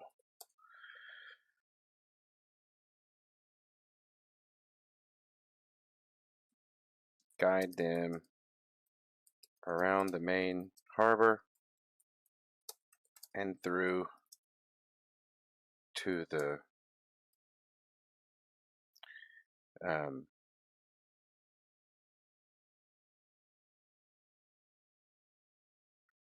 through the actual silk harbor merchant quarter and on into the Grand Mall,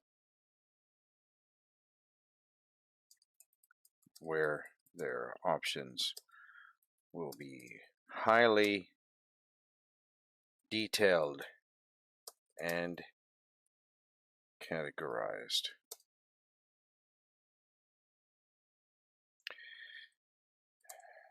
My intention is to, after possibly a few weeks of dedicated work, attempt to sell this to the harbor master on the Grand Harbor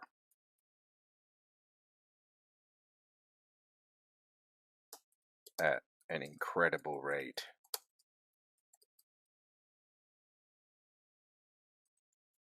A true masterpiece of art and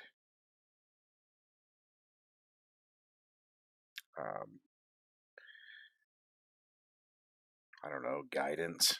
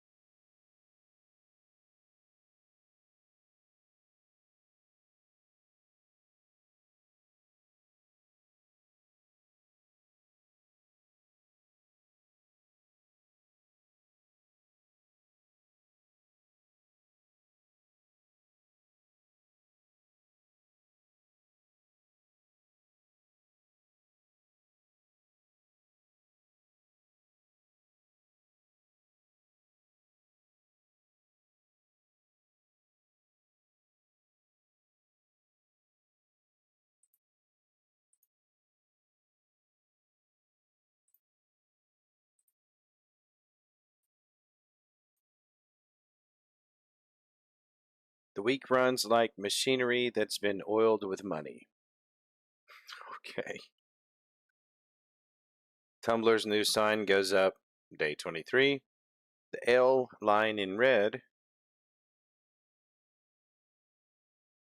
and he was right about the red, and the kiosk stops being a stall with a following and starts being a landmark. The Gilded Skillet develops its own clientele who never touch the stew board, and the 4 flagon dinners hum along on Pike's barrels.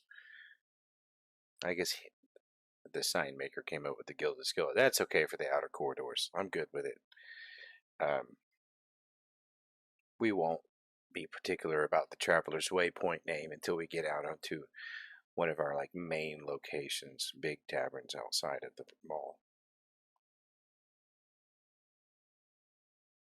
The 4 flagon dinners hum along Pike's barrels, which arrive each Thursday with the punctuality of a man discovering he loves his own job. Exactly, I knew he would love it. I knew he would.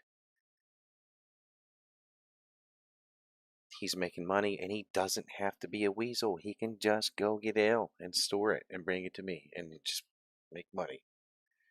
The only ceiling is eggs. Yeah, every morning the premium plates sell to the last yoke and turn custom away. Yeah. Coastal Sheet 4 joins Sheet 3 on the rack in the lulls. 2 premium charts banked and waiting for the turn. But the Master Project teaches you respect. The harbor approach section flows out of you.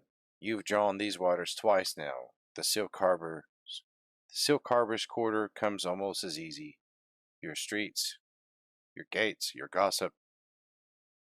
Then you reach the Grand Mall itself, and the pencil stops.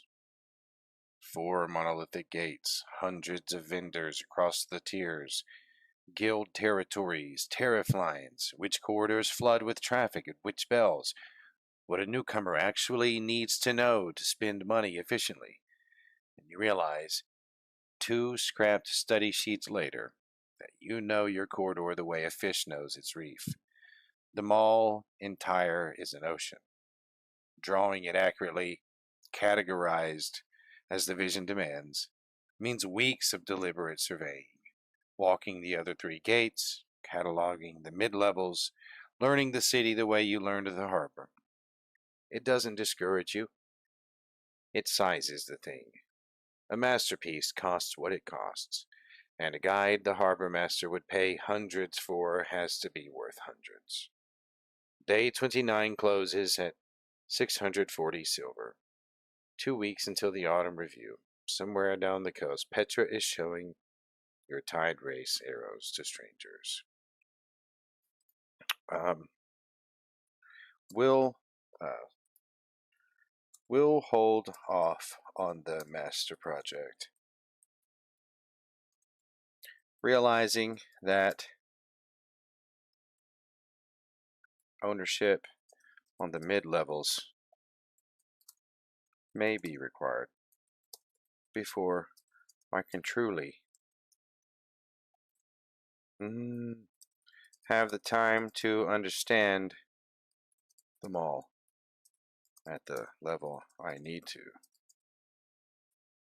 Employees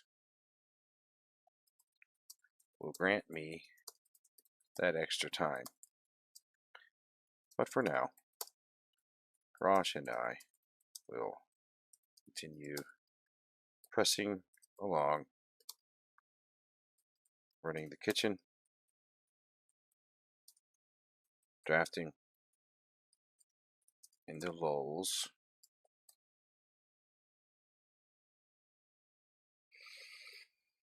and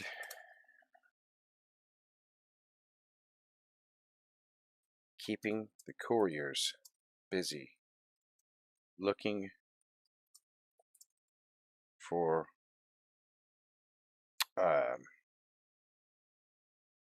new egg suppliers.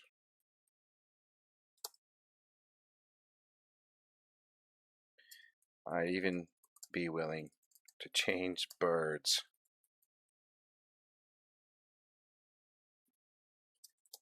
as long as it's an upgrade. No dirty eggs. No dirty eggs at Barnaby's.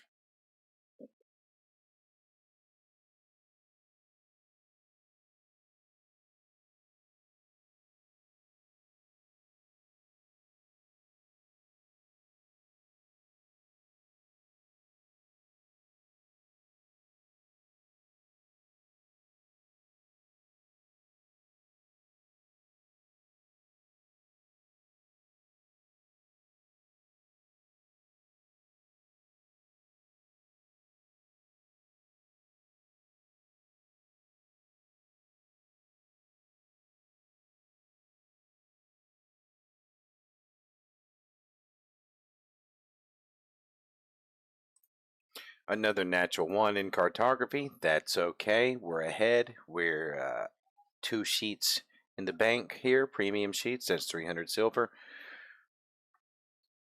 That's a lot of coin for one little kitchen owner here. That's 3 weeks of rent down here on this level.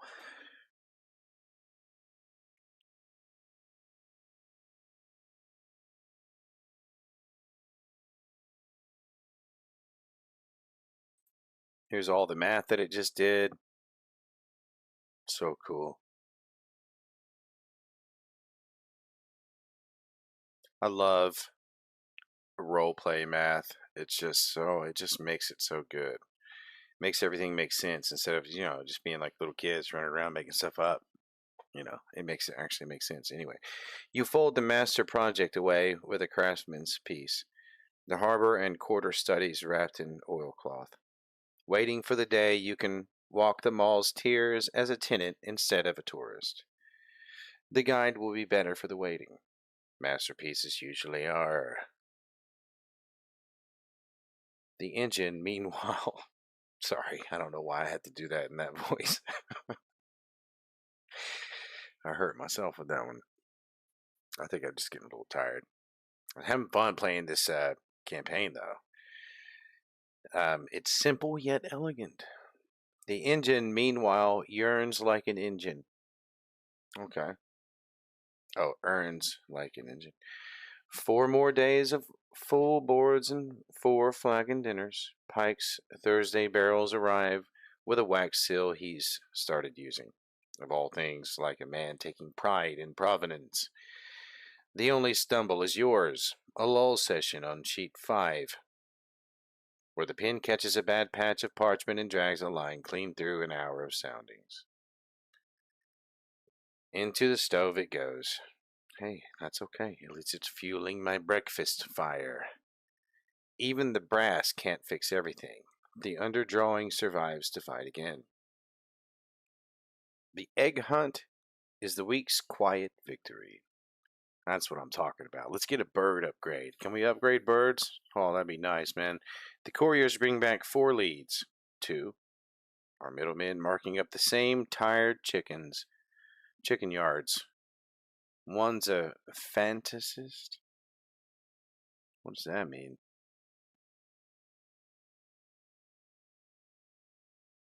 What is a fantasist in the context of being a middleman who marks up common chickens? I have no idea what that means.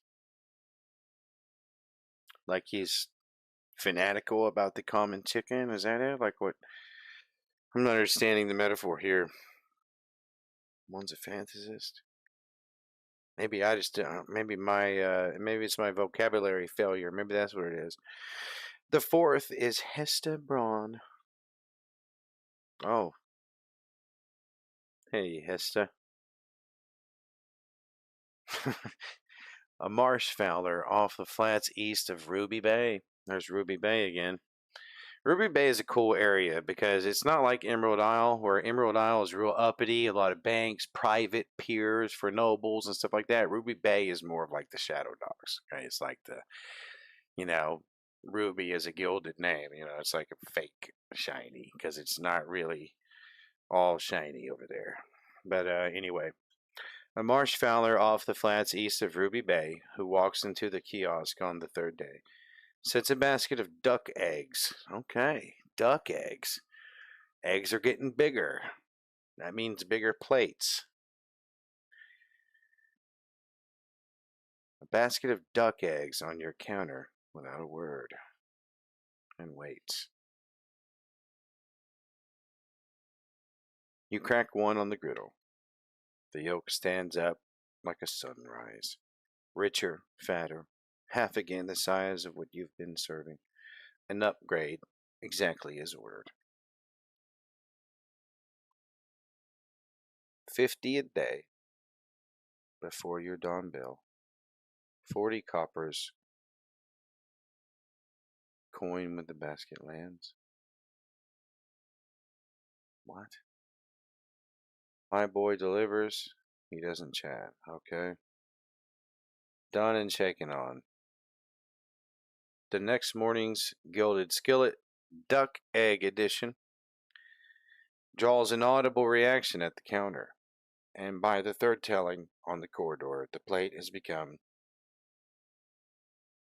the thing you take visitors to. Yeah, for sure. Coming in off the Silk Harbor to get some duck eggs at Barnaby's? Man, you crazy. You're crazy if you don't go to Barnaby's. for duck egg breakfast. Day 33 closes at 709 silver. 10 days to the autumn review. And any morning now, a sail with a patched oilskin bosun aboard is due over the horizon, carrying word of 4 buyers and the first news of how your name sounds in ports you've never seen. Okay. What a great campaign night this was. 4 hours. I took about a 15-20 minute break in there somewhere. But 4 good hours of campaigning here on the Traveler's Waypoint. That's my rendition of Dusk Star with Barnaby Locke. Again, guys, check out, if you haven't registered for Freedom RPG yet, check out the link in the pinned comment in the description of the video. That gets you bonus credits whenever you register with my link. Once you get into the game, you'll see the Discord icon. Go there, go to the World Sharing Room. In there, you'll find Dusk Star, the Merchant Simulator, highly inspired by D&D 3.5 rules. You're going to find all kinds of other worlds in there to play, or you can just make up your own world, or you can play in Earth Garden, the developer's homebrew. And yeah, that's it. Have fun, guys. It's a really great game, as you can see. Had a really lot of fun playing this tonight's adventure, which is really just in this campaign, just kind of ongoing simulation of merchant life with a. What's cool about this merchant class is, see, D&D 3.5 had this expert class for NPCs for you to be able to pretty cool merchant with. I mean, you know, they're not PC class worthy, but they're still cool for NPCs to make merchants have a little flavor to them. However, I created a whole actual PC class for merchants that have PC level, you know, talents, because your warrior, you know, he's really strong in combat, you know, and your wizard, he's powerful enough with magic to really turn the tide of the game, right? And the rogue likewise. And so I built this merchant class to do the same thing, but in a city like Dusk Star, in a place like in the Grand Mall, where economics and role play and negotiation and all that can be the driving factor of the game. And so come check it out, and we'll talk to you guys next time. I got a big video coming out in a few days, so keep an eye out for that. Subscribe so you don't miss it.